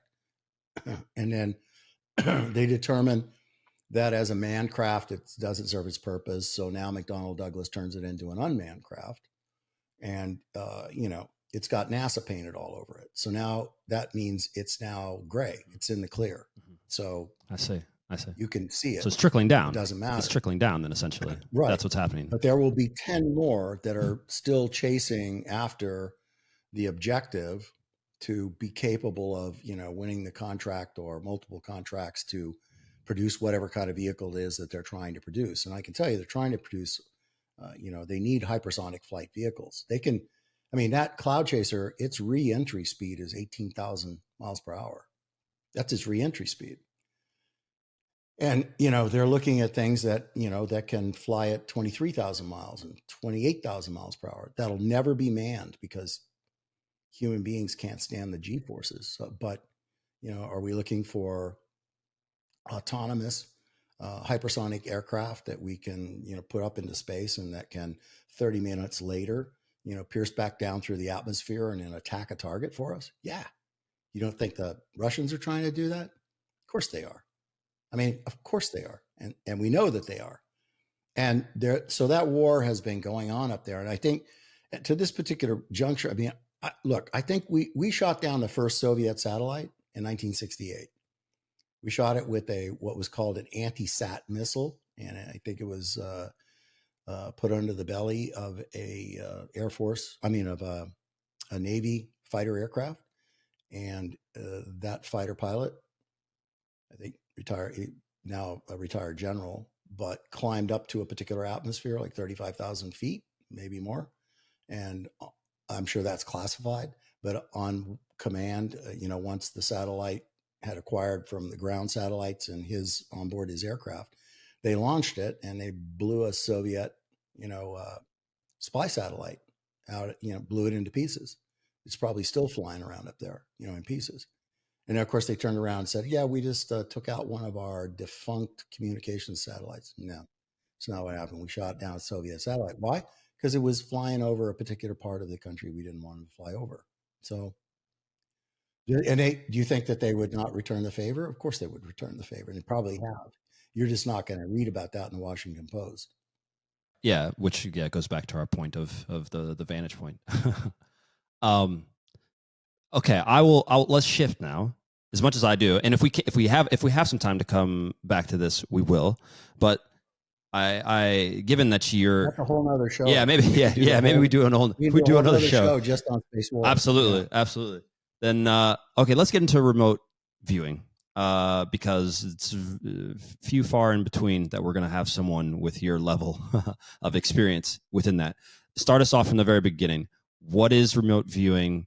And then, as I already understand it, and I think many of the listeners here, which we do have the benefit of them being open to this sort of thing, are going to want to know how can I delve into this after listening to what it is that you've done. So maybe we just go down this whole remote viewing route. You know, how I got into the unit was, and I was an odd cat to bring in there.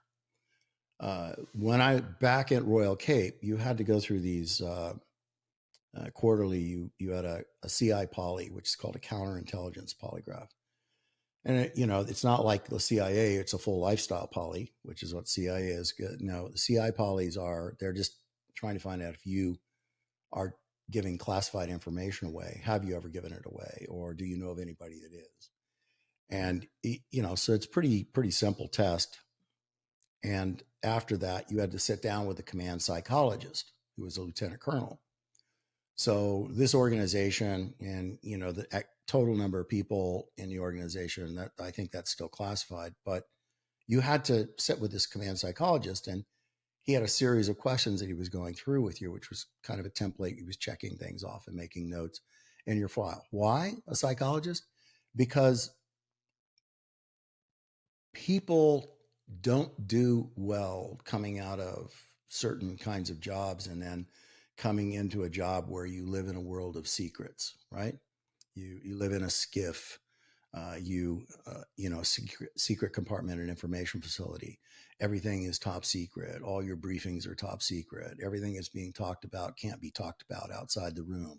It's disruptive to just human well-being. You have to be kind of cut from a certain bolt of cloth to be capable of doing that, which was kind of why the OSS, there's a really amazing book called The Assessment of Men. Difficult to get, but if you can find it, it's a book talking about how to find the kinds of people who can live and thrive in that world and perform the mission, do what they're supposed to do. And not everybody can. So again, at Royal Cape, there were, people were, marriages were disintegrating, alcoholism was fairly high. People were just trying to cope. And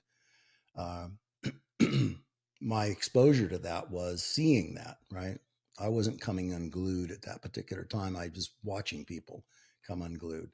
I'll give you an example of it. I'm watching, here I am, a young major, and I'm sitting there as a deputy XO, and outside my office, I hear this big ruckus, and I look down the hallway, and next to the water cooler,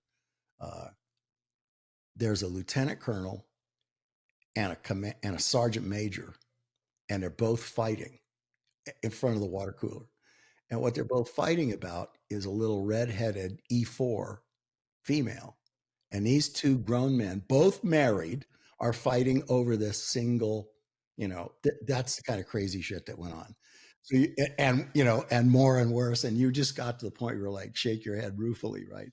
But you have to sit down with a psychologist, and he would ask these questions. He'd go through his little checklist, and his last question would be like, okay, well, is there anything else you'd like to share? Which I thought was creepy, because I was like, well, no. You're the guy asking the questions. What else would I share with you? But the second time I did that, I told him about something that happened to me as a Ranger Company commander in Jordan. And I want to shorten this part of the story for everybody. You can read about it at other places. As a company commander in Jordan, my company was selected because we were really a well-trained company. So when the Department of the Army went to the Ranger Regiment and said, we want a single Ranger company to send to Jordan to train Jordanian Rangers, my company was selected. So we were deployed to Jordan, the Kingdom of Jordan, training Jordanian Rangers. Who we were training them to fight, you can use your imagination. Who do you think they would be being trained to fight? The only enemies they had in the area were Israelis and kind of part and parcel, Syrians. They didn't like each other, but they really hated Israelis. So during one of the exercises, a training exercise, which was live fire, very intense and very complicated against a bunker complex, I ended up getting shot in the helmet by a Jordanian machine gun, 2,832 feet per second, something along that line. And it hit me directly in the helmet and got caught by the Kevlar, took me off my feet, but knocked me unconscious as well. And during the time when I was unconscious, I kind of had this weird dream-like vision that seemed to only last for seconds. But when I came to, laying on the desert floor, looking at, my Rangers around me and a medic over me, they said I'd been like unconscious for 15, 20 minutes, that I was not coming around.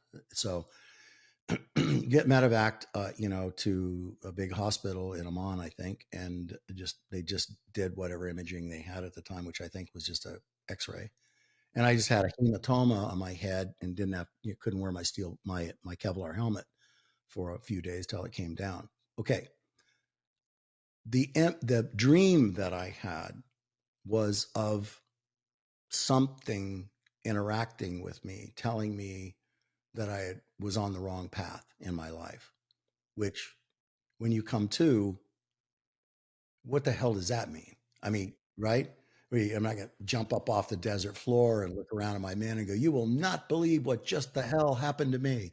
A little monk-like creature, yeah, it looks like Obi-Wan, came to me and said, I've chosen the wrong path in life. I would choose a new path. And yeah, wouldn't have done that because they would have, battalion commander would have come over and would have picked a ranking lieutenant, given him my company, and they would have put me on the first thing smoking back to Savannah.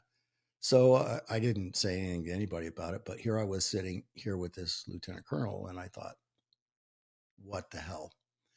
So I asked this guy, I said, yeah, in my second time with him, I went, yeah, there is something I'd like to share. I mean, can you explain this? And I shared with him that thing. And I thought from a psychologist perspective, he would give me a clinical explanation for what could have happened, like some soft tissue damage or, something else, bruised brain. In those days, they didn't talk about closed head injury or traumatic brain injury. That was not part of the lexicon of the battlefield. So I didn't know what it was. And he didn't even look twice at me. He goes over to a file safe, and which is it's like a filing cabinet, but it's a safe. And he just opens up the drawer and pulls out these blue folders and hands me these blue folders and says, look at these and give me your assessment of them in the morning. So I, brew a pot of coffee, and I figured it's going to be a long night. And I was there all night reading these files and going over them and over and again. And in these files, these were actually the remote viewing sessions, some of them. He kept feeding me more. These are remote viewing sessions done in support of the Iranian hostage rescue attempt in Tehran. It failed at Desert One because they had to turn around, and then they had the crash between the heavy helicopter and a fuel plane, C-130. And a lot of Americans died in that. But this was the remote viewing work being done in support of that rescue mission. And you might ask, why was it being done? It's because believe it or not, the State Department didn't have the blueprints of that embassy. They didn't have the blueprints of it. They didn't know where the stairways were. They didn't know where doors were, which ones open, how many doors on each floor. They didn't know, which places would have been good places to put hostages in. They didn't know any of this. They didn't know which windows were bulletproof. Important thing to note if you're a special operator trying to come in, and take down that building and rescue the hostages. They knew nothing. They had two sources of intel. They couldn't get any human sources in there because the Revolutionary Guard wouldn't let, they were very close. The only people, you could only get in there if you were an imam or associated with an imam or, part of the Revolutionary Guard. Otherwise, you weren't coming in there or around there, right? So 𝗏𝗂𝗋𝗋, believe this or not, 𝗏𝗏𝗋𝗋 was there with a camera crew, and they were doing interviews with him. And he was interviewing Revolutionary Guard members, letting them talk about, how bad all of the embassy personnel were, that they were all spies working for the CIA. And while they were doing that, the cameraman was just shooting over his shoulder and watching what was going on so they could count the doors and see where the stairways were. And 𝗏𝗏𝗋𝗋 would be like moving the interview, site around in different places to try to get this stuff. So they were watching that and analyzing that as the only imagery they had of the inside of, the embassy, which is what they needed. And then the other collection methodology being used were the remote viewers. Now, there may have been some others, but those are two I know of. And the remote viewers were doing pretty amazing stuff. I mean, I know that the stadium next to, not far from the embassy, was going to be the principal landing zone for the assault force. And it was guarded heavily. They had,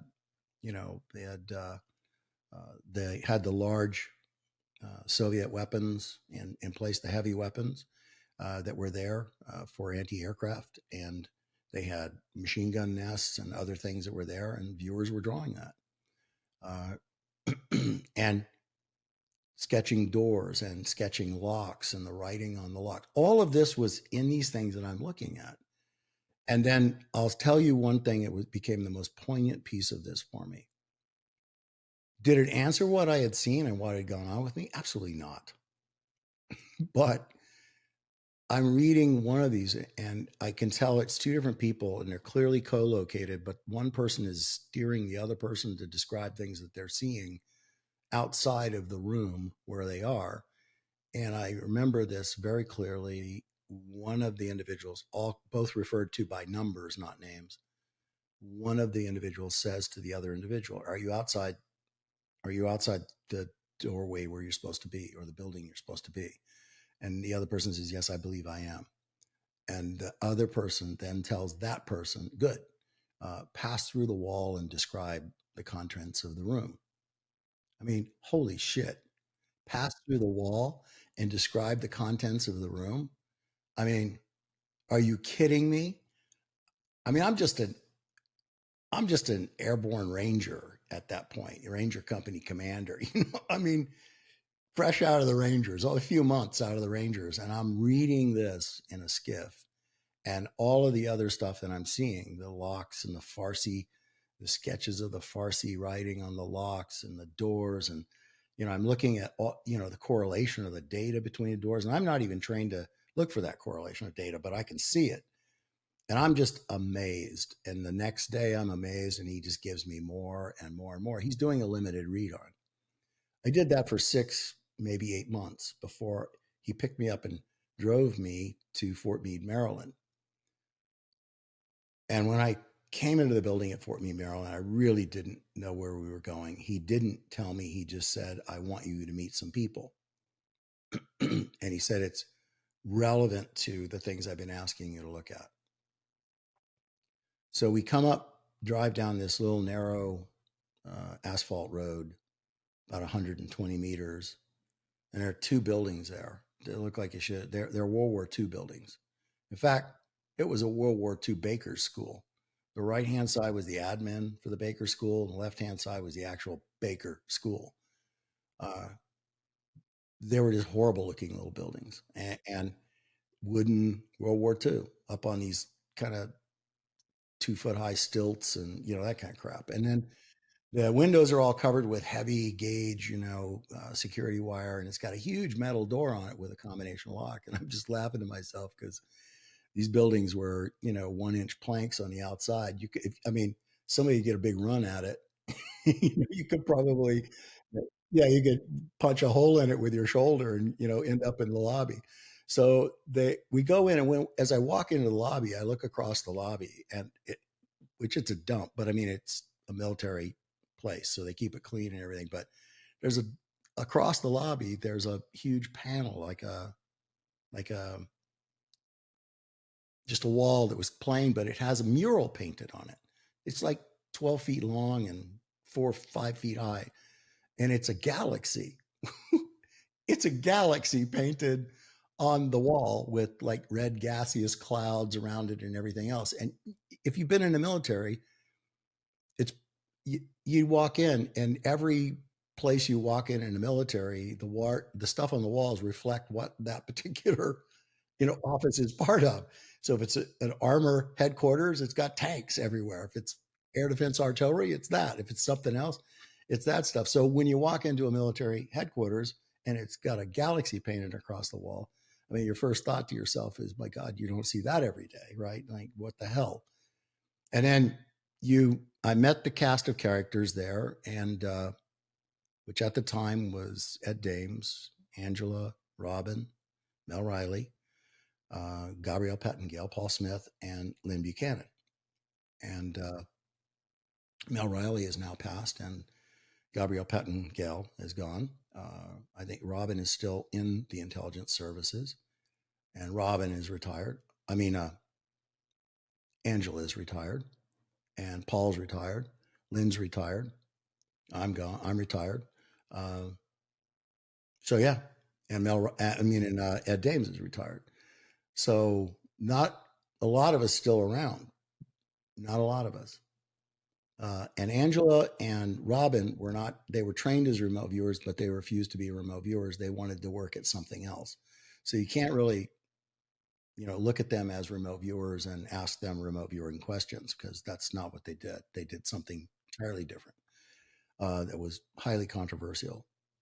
And I ended up being, setting down with Fern Gavin, who's passed away as well, who was the GS-15 program manager of the unit. And when I sat down with him, he said, he looks across at me and says, I'm always impressed that there are young officers that are willing to give everything up to come and be a part of this organization.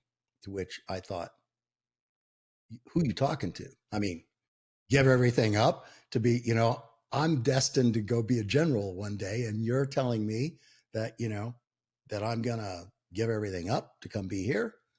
And I just went, I don't know what you mean by that. I go, I don't even know what you do here. I mean, I've read some folders, over the past 8 months or so, and I found them intriguing, kind of fascinating, but I don't know what you do here. So now you ask me what it is. I'm going to tell you what he said to me, which is the short, pat answer that they would give to you, anybody asking that question. He said, what we do here is train individuals to transcend space and time, to view persons, places, and things in space, remote in space time, and to gather and report intelligence information on the same. And we would like you to be part of it. And I had to process that one. I mean, I have a physics background, but I was like, nah, nah, go on. You're kidding. No, but he was like, no, that's what we do. And he goes, we use a very unique intelligence collection methodology, a protocol. It's rigid, dogma. It's driven specifically. It's been developed and been utilized for several years now to the desired effect. And he goes, and we're going to continue doing that. So I went, wow, I'll have to think about that. And, big drive home, talking to the lieutenant colonel, like what the fuck, you brought me in here, he like blindsided me to go in here, like offering me up as your new found, your new find. I was, and so we get back to the unit to Royal Cape, and it's commanded by two full colonels. The senior colonel is Colonel Tony Lackey, who is a Special Forces military intelligence officer. The other guy is a senior colonel, Robert Glass, who is a Special Forces infantry officer. It was good, to have those dual perspectives there. Colonel Lackey and I ran to work every day. My house was right behind his at Fort Belvoir, and we ran to work together every day. And when he found out that the lieutenant colonel psychologist taking me over there, because I was his token ranger, I was his, his ranger officer there, being ranger in the thing. And now all of a sudden he thinks that this psychologist has like scooped me up and is going to take me out of Royal Cape to go be over to this place. So the run the next morning was a very long 7-mile run with him just verbally beating the living shit out of me.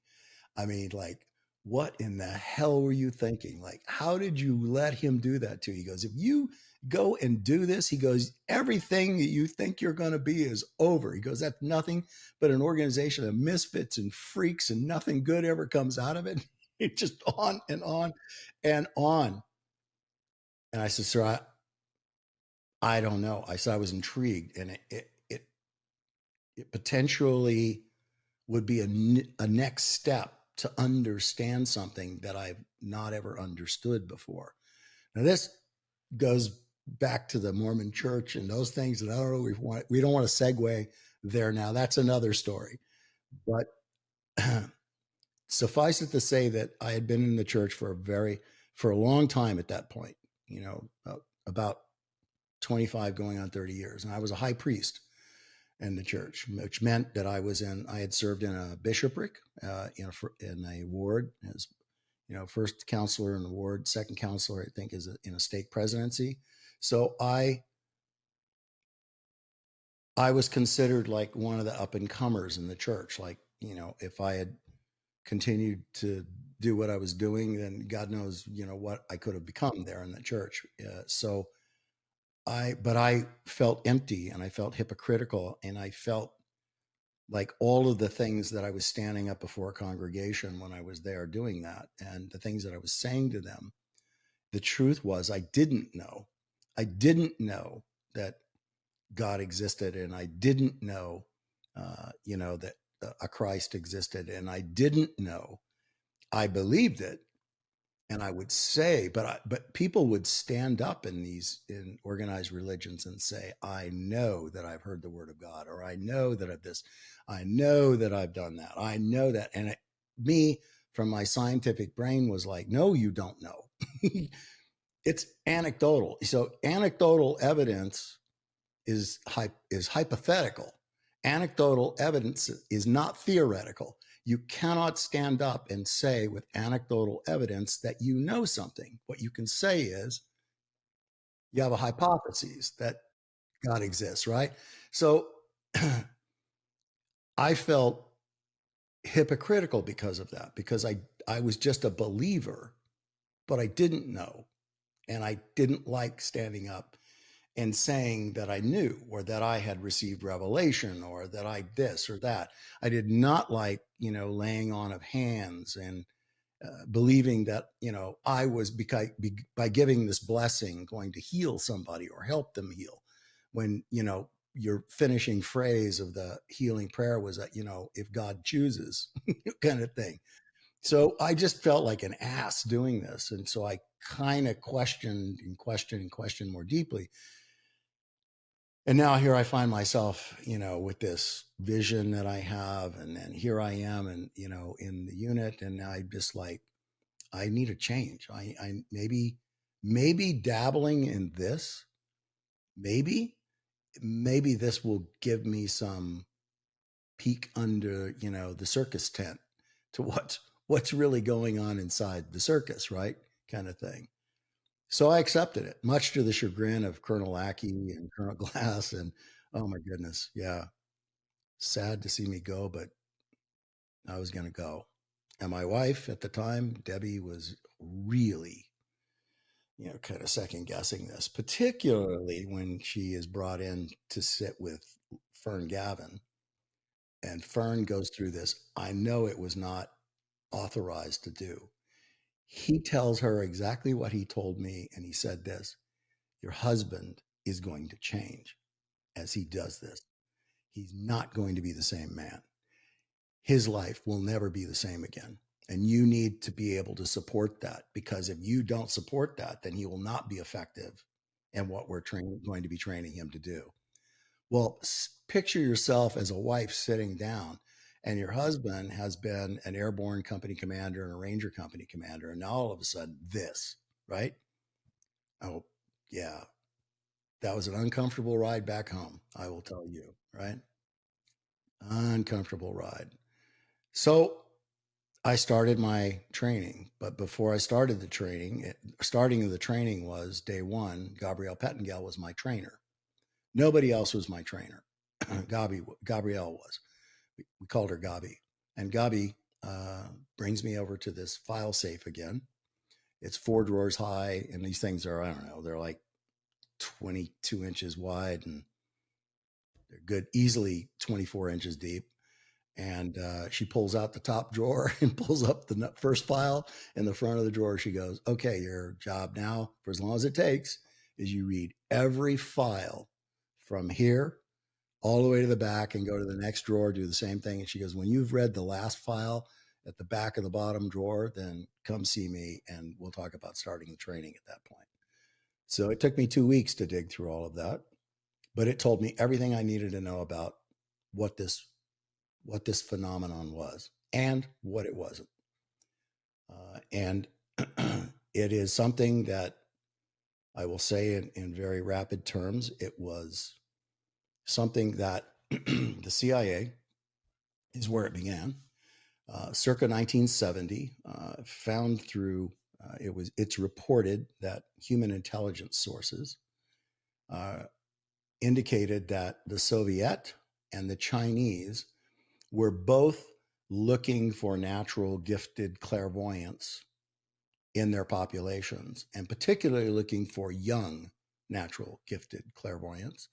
And they were trying to wrestle them all up from the different provinces and areas, whatever it is, in their countries, and bring them in.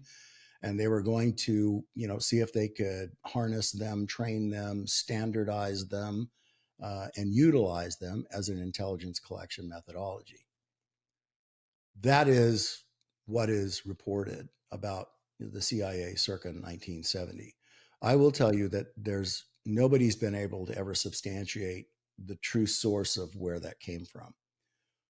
There's an author that just wrote a book called, Phenomenon, I think, wherein she talks about remote viewing. She talks about about the psychic warfare between the United States and the Soviet, and references it from a set of German articles that have been found recently. Are you familiar with that? No, I mean, I know a few. There are a few. There's actually a book within the Chinese culture. I think it's written in English, but it was potentially an American, maybe someone from the UK, who outlines exactly what the Chinese were doing around this time specifically in trying to find, and highlighting the fact that they did indeed find plenty of, like you said, clairvoyant younger people, kids, and then were specifically training them in order to do all sorts of things. I mean, I don't think remote viewing was the only thing that they were hoping that they could do. Yeah, there is a collection of documents called 𝗲𝗲𝗀𝗀𝗀𝗲. It's 𝗲𝗲𝗀𝗀𝗀𝗀𝗀. I'm probably butchering it in my German pronunciation. But was a claim by this individual who wrote, the book Phenomenon. Annie Jacobson. Annie Jacobson, yeah, I thought so. Yeah, familiar. Yeah. She's been a popular interview, for a lot of people. But she makes a statement there that there are, that this was the source of, this was the promulgating documents that brought about the U.S. Soviet Union psychic race. And I dispute the claim. And I dispute it because I've read all of the translations of those articles, and I can't find any, reference to anything in there at all. I mean, the collection of papers is essentially divided into kind of four major categories. One is called the Atlas of German Folklore. The other one is called Brenton Nationalism. The other one is called Norwegian Project. And then it's actually the third one, I skipped over it, dowsing research. So let me just say very briefly that I've read all of the letters in translation. There may be some that she read that have not been translated, but she's kind of jumping into this heavily used interpretation about occultism in Nazism. And that is kind of a mistake, because it's been really clear that by most of the research that's done is that this whole connection between Nazism and occultism is overused, under-researched, and definitely not verified. And the Nazis themselves did not support occultism whatsoever. Hitler, the one that was really fascinated by it was Himmler, not Hitler. I mean, Hitler may have, tolerated Himmler's stuff that he was doing in his rituals with the SS, but it was not something that was accepted by any of the organizations within the Nazi Party. In fact, there were state police, secret police. There was an organization that was responsible for just propaganda and then for the people I can't remember the exact name of the thing, so I'll quit stumbling over it. If it comes to me here in a moment, I'll throw that out to you. They were actually looking for anybody that was affiliated with the occult. And if they could find anybody that was affiliated with the occult, they were scarfing them up off the streets and imprisoning them and confiscating all the crap that they had that they were utilizing to dabble in the occult with. So let's go back now to, the Atlas of German Folklore. Remember what the big issue was Germany attempting to find any kind of evidence it could to support its Aryan race claims. So they were looking back in different places. They were trying to find the origins of their language. They were trying to find any evidence that they could find to support, this whole Aryan race superiority complex. They were doing this in Germany and Scandinavia and other places. The Britain nationalism thing is just a continuation of that went over into Britain and into Ireland and other places looking at it, as well as, places within Western Europe. They were looking at that stuff. That was what this, the 𝗦𝗂𝗃𝗀𝗀𝗲, with the director of 𝗦𝗂𝗃𝗀𝗃, that's what they were after. That's what they were trying to find. They were trying to find evidences of the, Aryan superiority wherever they could find it.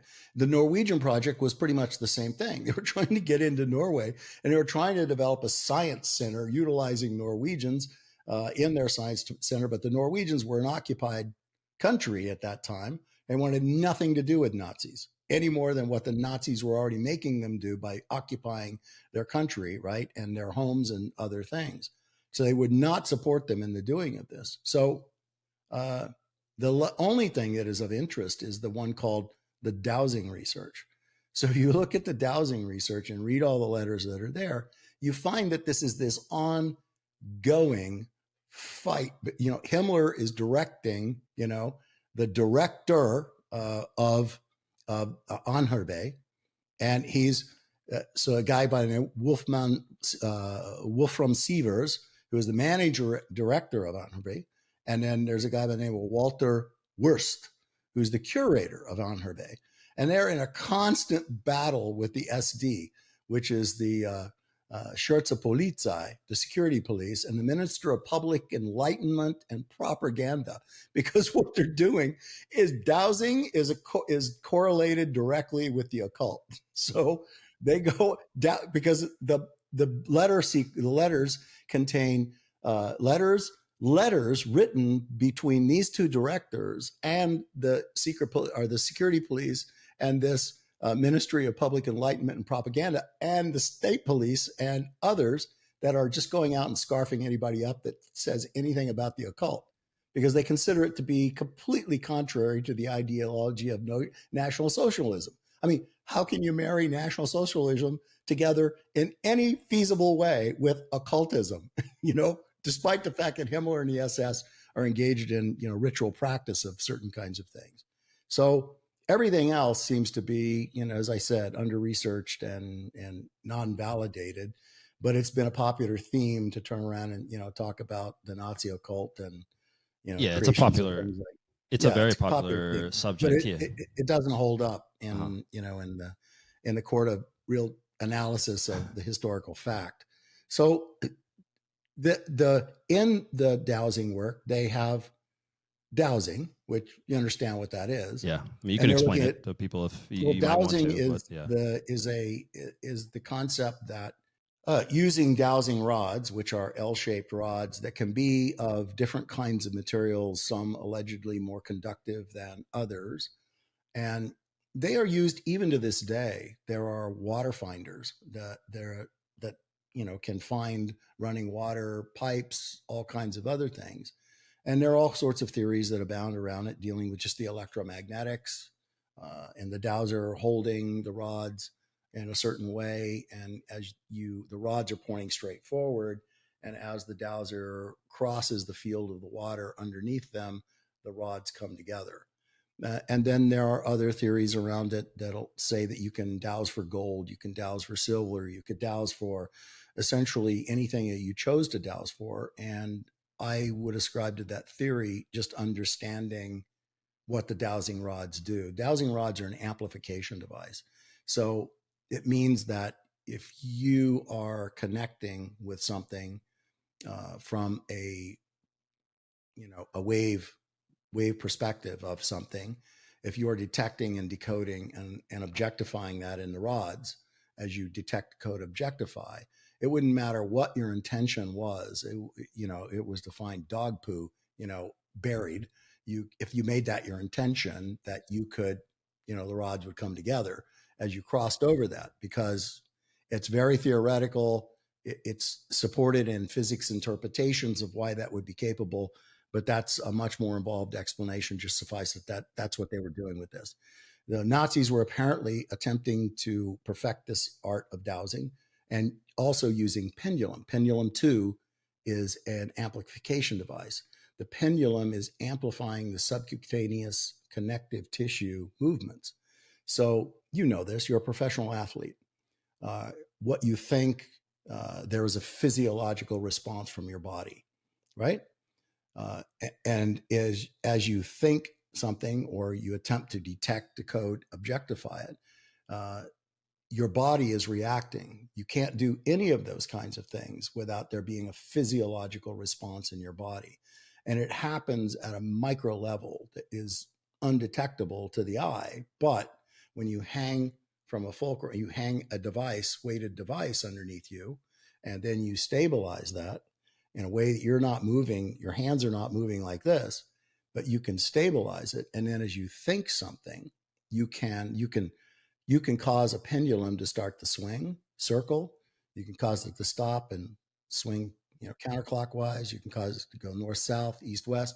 You can do all those things just by thinking it, because it is just the micro movements of the fluids in the body and at the cellular level and capillary level, right? And also just the subcutaneous, the very connectors holding your skin to your muscles, cause it, these micro movements cause the pendulum to amplify and move. So they were working on all those things because they wanted military applications. They also wanted mining applications. They were looking for precious metals. They were also looking for strategic metals. That was where they were going to go with all this. Now, that is das 𝗦𝘂𝗯𝗀𝗏. Okay, there is nothing in there that talks about psychic phenomena, unless you're going to say use of pendulums and dowsing rods is psychic phenomenon. Okay, so that's where that went. And does that go back to your goes back to the 70s. So at this point, the director of the Central Intelligence Agency turns around to Gottlieb. This is one of the, Gottlieb was trained in agriculture, believe it or not. His first job was in the Department of Agriculture. And Sidney Gottlieb, he's the guy that ran the MK Ultra program. And so, yeah, he's got this really bad credential of coming from that. But in 1970, the director of the CIA looks at him and goes, do we have a program like this? We're scarfing up, natural gifted psychics and honing them up and seeing if we can use them as intel collection. No, Gottlieb responds, well, then we, by God, better get a program like that. And so circa 1971, they started developing a request for proposals. 72, after analysis of those proposal responses, they sole sourced a contract to Stanford Research Institute International out of Palo Alto, California, formerly of Stanford University, but now an independent research contractor for the government and anybody else. It was an involved contract, but I'll distill it down to 3 important characteristics for the listeners. 3 important deliverables. Number 1, scientifically prove or disprove that there is anything to ESP, clairvoyance, clairsentience, clairaudience. Prove it. Prove that there is, or come back and tell us it isn't, so we don't waste any more time on it. That was the first sets of experiments that were done by SRI International. And of course, when they got done with all of that, all of the skeptics of the world were sitting there holding their breath, hoping that they were going to come back and go, there is nothing to this. Sorry, nothing to it. We should just move on. But instead, they came back and said, our research indicates that absolutely there is a human ability to be capable of doing this, to be able to sense information, data from something distant in space-time, and to report it accurately via various methodologies. Because remember, at this time, they were just bringing in natural gifted psychics from wherever they could find them. Uri Geller, Ingo Swann, Pat Price, a bunch of them. Even people, even Tony Robbins claimed that he was part of that group, right? And the second deliverable that came back was, and the tasking was, if you can prove, first, let's go back to the prove it's real. After they said, yeah, it's real, our science and our data indicate that, yes, absolutely, this is a human ability. So the CIA, being who they are and always prepared, to keep somebody between them and the problem, they turned around and hired 2 independent audit agencies. I think it was Paralabs and SAIC. Those 2 audit agencies, who didn't get the contract, so that they're going to try to find something, they came in to audit the science and the data analysis done by SRI International. And there were some minor findings there, nothing significant, no obvious, researcher bias and all those kinds of things. They made some small recommendations, some corrective azimuths were made. And now the CIA had not only the primary contract holder, their data and their conclusions, but 2 independent audit agencies who had come in and looked at their science and their data analysis and said, good to go, good science. Okay. Now, you got to be hell pressed to be a skeptic at this point and turn around and go, that's all bullshit, right? They just made it all up, right? So on goes the contract, because now the second deliverable is, okay, since you've proved that it's real, now tell us who can do it. Tell us who will be good at it. Tell us who will be good at it so we can start harvesting them and figuring out a way to do deliverable number 3, which is you got to be able to replicate this. Okay, you got to be able to train people to do this. We can't just have 100 different people coming in from 100 different practices, giving us 100 different intelligence products. We got to have a consistent intel product built in a consistent way that we can utilize. Do you understand that, right, you guys? And so deliverable number 2 is a profound statement. And that deliverable is made clear in this way. I think it came from Russell Targ. Of course, it was the finding of the entire group, but Russell Targ said to the agency, what we have concluded is that this is not something unique to anybody. It's not unique to not one person. Everybody is born with this ability. Everybody's born with this ability. The only way you'll recognize this is if you're willing to put down what you've been told you can't do and proceed with an open mind. And you could probably learn how to do this if you can get out of your way and take the training and know how to do it. Well, that was cool, right? Everybody's born with this ability. That opens up a whole new spiritual can of worms, which would say, oh, so human beings were born as an omnipotent, omniscient, omnipresent, eternal capability. Why do you think that was? I mean, whoever created us endowed us with those abilities, and then we figured out a way to blind ourselves from all of that throughout the history of humankind in pursuit of what? And if humankind had understood that those were abilities that were assigned to them at birth, how different might this world be if we were actually engaging in those capacities and developing them, right? So one, I'm not going to address that here, but you shouldn't have to think too hard in anybody's brain pan to figure out what it is that curtailed that. What stopped that? Whose best interests did that work against, right? In allowing individual human beings to understand that they were endowed with gifts that allowed them to be omnipotent, omniscient, right? Omnipresent, and therefore eternal on some level. And why was that taken away? Why was it stripped away? Okay, just leave that. That's food for a big thought. So The third deliverable they failed miserably at. And why did they fail at it? Because they're freaking physicists. What the hell do they know about military training? They don't know squat. They aren't even, for all I know, they never even taught a college class. So, I mean, what the hell do mathematicians, physicists, psychologists, psychiatrists, and other individuals that were part of that team, what the hell do they know about performance-oriented training and building a training program? Well, they didn't. So they couldn't. And every effort that they went after was just horrible.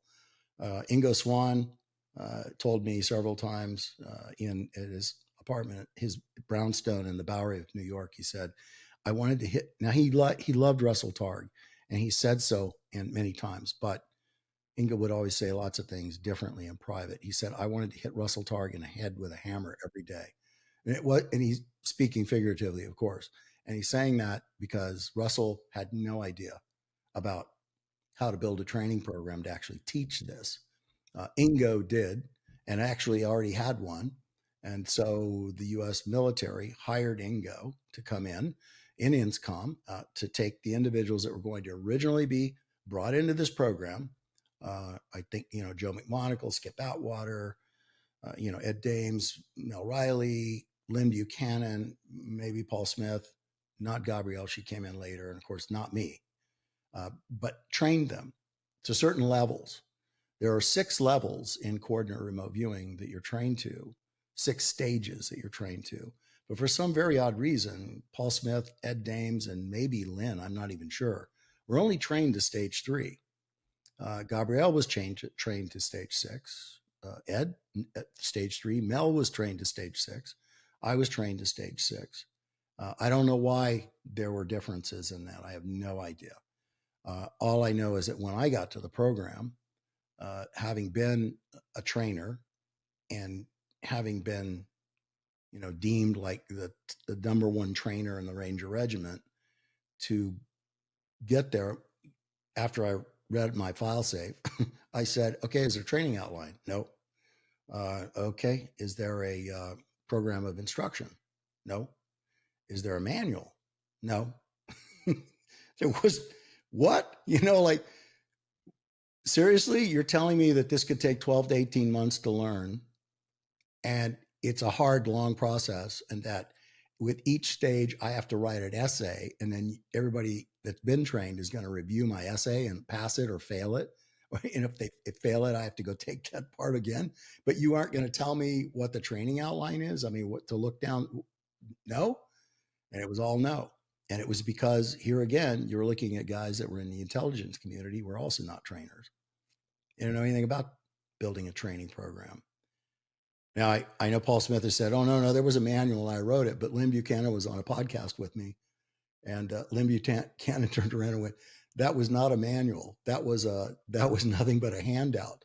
Like if a general officer came through the door, every time the Defense Intelligence Agency changed command and a new 2-star came in, they would look around and they go, shit, what's that unit?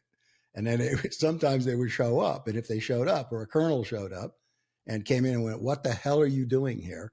That was the handout that they would give them that says, well, here's what we're doing. And, here's the methodology by which we do it.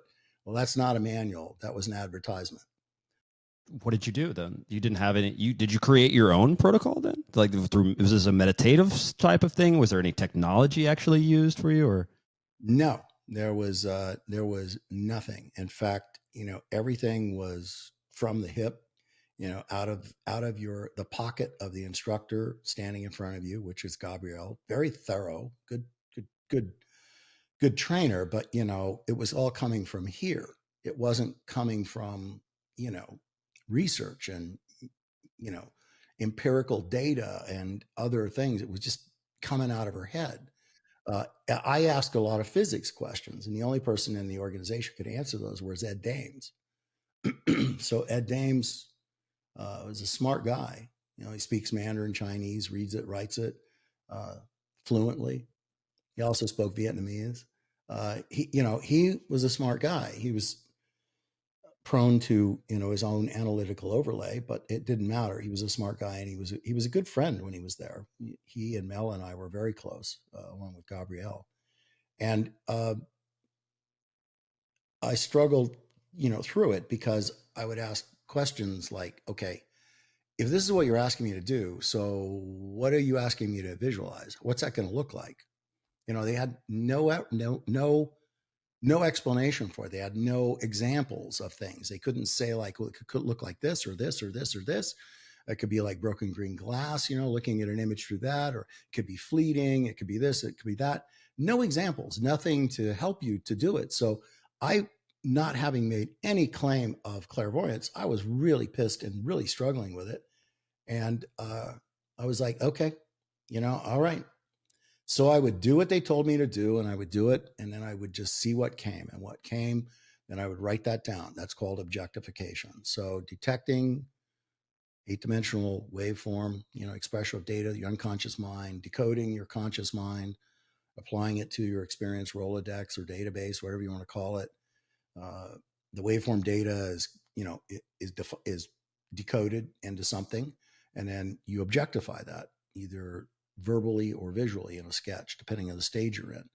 A sketch or verbal sensory data or visual sensory data, probe and label the visual data to prompt more verbals, probe verbals or wait for verbals to prompt more visuals, and back and forth, this metronomic cadence. But there was just, so easy for me as a scientist to turn around, this is bullshit. I'm just making this up. I'm just making it up. So the crossover point is this: long about the third month of doing this, late into the third month, we're doing, I'm at this point up to stage 3, I'm actually in stage 4 going into stage 5. And I start looking at the sheer volume of data that I'm producing, and then not without their help, but when they would just give you the Xerox for feedback, they'd give you a Xerox. I'd pack my shit up and go over to the post library, after work, and I would sit down at the post library, or during work, I would go to the post library and I'd open an encyclopedia. And then what I'd start doing is I'd make lists of quantifiable attributes. So if this is the target, these things should be perceivable, right? They're very evident. These kinds of colors, textures, temperatures, tastes, smells, sounds, dimensionals, potentially energetics, et cetera, et cetera, et cetera, et cetera, right? And I would write those down based on what I'm looking at in an encyclopedia article or something else that I could go find about it. And some, National Geographic or something else, build a long 100 to 200 point quantifiable attributes. These should be perceivable. Then I would go back through my sessions and I would look at the data in my session and in my summaries, and I would start circling. I would correlate. I saw that, saw that, saw that, saw that, saw that, saw versions of that, saw, et cetera, et cetera. And then you could look at that and establish for yourself, because they would never do it. I would say, okay, well, I was, 46% on that target. I got 46% of the quantifiable attributes from 2 sets of 4 numbers sitting in a room at Fort Meade, Maryland. How do you explain that?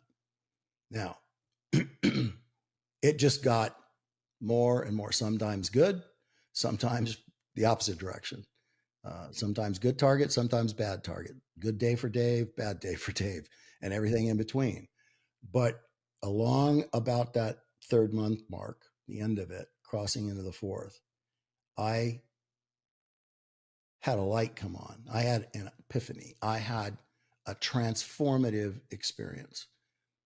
I now knew, didn't believe, I now knew that there was something beyond the physical, and that I was part of that something beyond the physical, and that I had access to that something beyond the physical, that I could learn from it, take from it, contribute to it.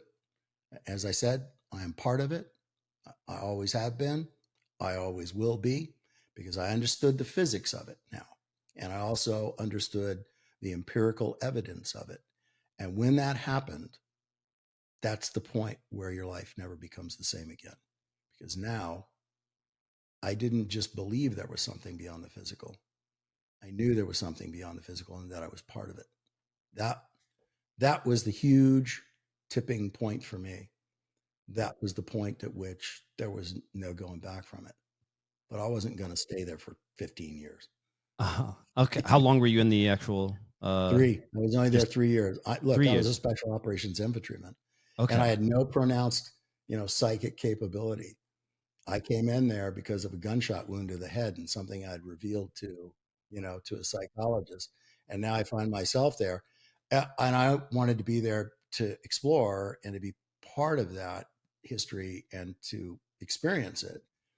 And I did well in it. And then on my way out the door, I was asked by Dr. 𝗪𝗀𝗀𝗀, the chief scientist of DIA, and 𝗲𝗀𝗀𝗀𝗀, the program manager.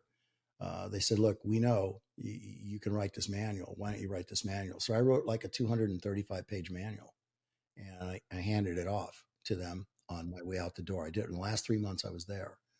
And I don't think that manual ever made it into the hands of any of the people there. Why? Because, it was such an incestuous place. It was like, if you're a guy that's been there for 15 years, which a lot of them had 15 years, that's 3/4 of an Army career, 10 years, 15 years. And some guy floats through here who's not even in the intel community, floats through here in 3 years and then writes a 235-page manual. They were like, fuck that, probably threw it in the trash as I walked out the door. I have no idea. Well, Fern didn't, and neither did Dr. Verona, but I don't know what the other folks did with it. Where does that leave you now in your everyday? I mean, me as someone who is I've told at least bits and pieces of my experiences, growing up and having OBEs and not knowing what that was, having sleep paralysis, not knowing what that was, not really freaking out. I wasn't scared by any of it, but of course, like you said, when you had your experience, you didn't just wake up and start yelling at everybody. You don't do that. You just kind of, okay, this thing Go happened, get a and it is, podcast show. yeah. You go find out. You go talk to people who. So I know that when I take some time, and obviously playing sports and doing all this stuff, the mindset is actually good, and I'm interested if you would agree with this. But the mindset of an athlete is very good for training things like this, because you get your Yeah. mindset up, right? Athletes kind of get their mindset up. Well, I'm going to do this, and I don't really care. We have You're to run also this very much. good at following training. Exactly. You do what a coach tells you to do. Exactly. Right? Because that's how you stay on a team and get to play, and and right? get better. You have an expectation of getting better, right? And so all of this leads to other things, because when you meditate deeply, when you go down these sort of routes, other things can happen, and that's told with many. You have ancient Eastern traditions that will discuss this sort of things. You meditate, things come up, right? And so I'm curious, because we didn't get necessarily into what the What's protocol. the difference between those? No, actually, because I'm still curious for the listener in wanting to dabble. I know they're going to want to dabble. And so, because I have my follow-up is where to go, what to look for, what books you might reach, not just on remote viewing, but also on other things. But the very first thing I wanted to know is, if someone wants to get into this, if someone wants to try to do what we've been talking about in remote viewing today, what do I do? You have to be very careful. And you have to be careful because, the term remote viewing was coined by 𝗲𝗂𝗯𝘀𝗰𝗀𝗀. And nobody even knew in the public what that meant. Ingo, I never used it in the clear or in the public. Nobody else ever used it. I think a few references were made by some of the folks that were in unit in other ways, but I think like Joe McMonagle's first book, Mind Reach, I don't think he used the term remote viewing, because if he did, he would probably have been in trouble for having done that. So until the book, I wrote the book in '95, Psychic Warrior. I wrote that book. It was originally 740 pages long in the manuscript. And of course, you find out that was only my second book. And you find out that, publishers don't allow like second-time authors to throw 740 pages out there, because that cuts down the sales of the book. So they edited it. My editor, Sean Coyne, he and his assistant edited it down in 2 weekends, I think. So I never have actually looked at the book in its final form, because I just was so insulted by it. But I also realized, if you want the book to get published, you just shut your mouth and sit, you don't argue it. But I wrote the book because I wanted to explain the significance of the transformation. And I wanted to put that out there. That's why I wrote that. But until that book was published, nobody understood what remote viewing was, and nobody made that connection back to the intel community, the CIA or the DIA. Nobody did, and what the history of it was or anything else. But now, it was all of that was big stuff back in the 90s. Still big stuff up to about 2005, and then all kind of dropped off. But then people just started to invent it. Like people started to use the term. There's a Navy SEAL that actually writes these books and wrote a book and has all of these classes. And he talks about remote viewing. And he talks about remote viewing. He talks about its use in combat. And he talks about all this kind of stuff. Well, a couple of my students happened to be in a lecture with him as it was relayed to me. And they basically raised their hands and said, "You talk about remote viewing. Were you trained in remote viewing?" And of course, kind of cornered with the reality of what he's saying, he actually fessed up and said, "No." Well, then you're not trained as a remote viewer. You're not trained in remote viewing. So why are you talking about it in reference? You've got courses with remote viewing in the title. Why are you saying that? And his response was, "Well, I just kind of feel like I picked it up here and there." Okay. Well, he's a Navy SEAL. He should understand you don't pick anything up here and there. Okay. You don't pick anything up here or there. It's a dogma. It's a training dogma. It is very specific, and you cannot engage in some bastardized free flow BS form of it taught by somebody who took a 3-day class somewhere. And that's what's happening. Some guy will take a 3-day class from somebody who took a 3-day class, who took a 3-day class, who took a 3-day class. And the interpretations have gone downhill all the way through the 3-day classes. And now this person turns around and goes, I'll train you how to do that. No, they won't. You're going to waste your money and your time and your effort to do that. So, look carefully. Go to people that were trained by some of the original guys. And even then, be discerning, because some of these guys take a 6-day class. Maybe they took a 6-day class, but after 6 days, you're not qualified to go out and start teaching people. That's just ridiculous.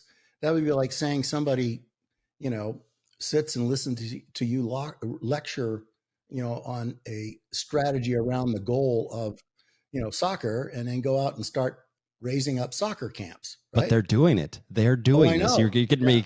It's gonna. I won't go because people know me on this podcast.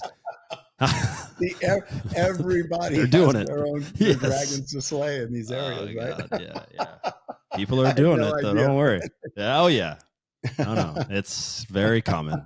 I won't get started. I really will not. So you have to be very discerning about who you're going to select as a trainer, and you have to really understand their pedigree. And you also, here's the other deal: just listen to them. Listen to what they're saying and what they're saying it is, and what it's about, and what you can do, and blah blah blah. If they start throwing out things like, well, you can use it to spy on your girlfriend or your boyfriend, or you can, just go the opposite direction. Here's another one. If you see anybody telling you that they will tell you using remote viewing, what to do with cryptocurrency and, investment in other stocks. And there's an organization out there doing that right now. There were 2 organizations before them doing that. And this was back in the 90s, and the SEC jumped right on their necks. And I never heard from any of those people again. So they either went to prison or they're on probation so severe that they left the planet or did something. I don't know what they did, but they were doing a Bernie Madoff thing. They were out there saying, we're remote viewers, we're trained remote viewers, and we guarantee 13% return on investment, join our fund, and people were giving them money because they believed them. And then the SEC jumped on them. So there's another organization that's out there right now doing that. And I get asked that question about them a lot. And my response is, if you give your money to somebody that's throwing something, it's called the Future Forecasting Group. Okay. If you give your money to some organization like that, that's Darwinism at its finest. So who would you recommend? I mean, do you teach it? I teach, but I'm not going to be self-serving. There's the guys that are teaching it I know of right now. I don't think Ed Dames teaches anymore. Paul Smith teaches, and 𝗦𝘂𝗀𝗃𝗀𝗃 teaches. All of us teach differently. I am much more rigid and much more scientific in it. And if you want to understand the why of it and the physics behind it in lay terms, then that's the way I do it. My website is davidmorehouse.org, not the .com website. I don't control that website, and I do not endorse anything on it. So it's davidmorehouse.org, and there you can also you'll find the link to the YouTube channel. It's not a paid channel. It's just there for logging of information, and yeah, that's a good place to start. 𝗲𝗏𝗂𝗏, IRVA, which is the International Remote Viewers Association. I don't follow it, and I've never spoken there. I do not belong to it, but a big percentage of its membership are my students. And I have always said that if you're looking for an organization to align with to find out more things, then 𝗲𝗏 would probably be a good organization to start. I think that's irva.com, I think. Yeah. And then that's a good place to start. And I'm sure from there, you could find a way to Paul Smith, and you could find a way to 𝗦𝘂𝗀𝗃𝗀𝗃. I don't talk to Paul Smith, but I do talk with 𝗦𝘂𝗀𝗃𝗀𝗃, and we've been on several podcasts together, those kinds of things. So, all right, then the final question I'm always asking, books. We've mentioned a hell of a lot of books throughout the course of this podcast, ones that are within, like we talked about, the intelligence community and then remote viewing. What sort of books would you recommend to dig into? Psychic Warrior is a good one, I'm imagining. Psychic Warrior is a story about my journey through it. And it's a story about my journey through it that wasn't really told the way that I wanted to tell it. People tell me it's a really good read. It was an international bestseller. It's published in 16 languages. I mean, God, go think. I mean, what old ranger ever thinks that something they wrote is published in 16 languages? It's an interesting book to read, but not from the emotional saga that they wrote it, that they tailored it as. It was really supposed to be about transformation, and about the transformation was the reason for the writing of it. And then, yeah, it talked a little bit about what the government did because I wrote it. I mean, they were not happy, as you can imagine, right, that I did that. I mean, I didn't expect fanfare or anything like that, right, from them. But I also didn't expect, I thought that I had enough, clout and enough, enough hard work, do the worst jobs in the world, abandon your family for 10 and a half, 11 months out of the year, jobs. And therefore you would have at least some, clout, some points that you had added up there where they would, wouldn't come after me like they did, but that wasn't true. But anyway, that's a book. But if you're going to read that book, then you should read, all of their books. Don't read the books from guys like Dale Graff, or Russell Targ, because they're going to be telling you the story about, the leadership.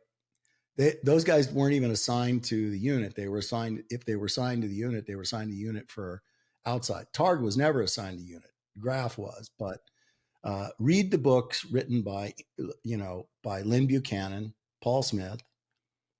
Ed Dames has a book now. Mel never wrote a book. I wish he had.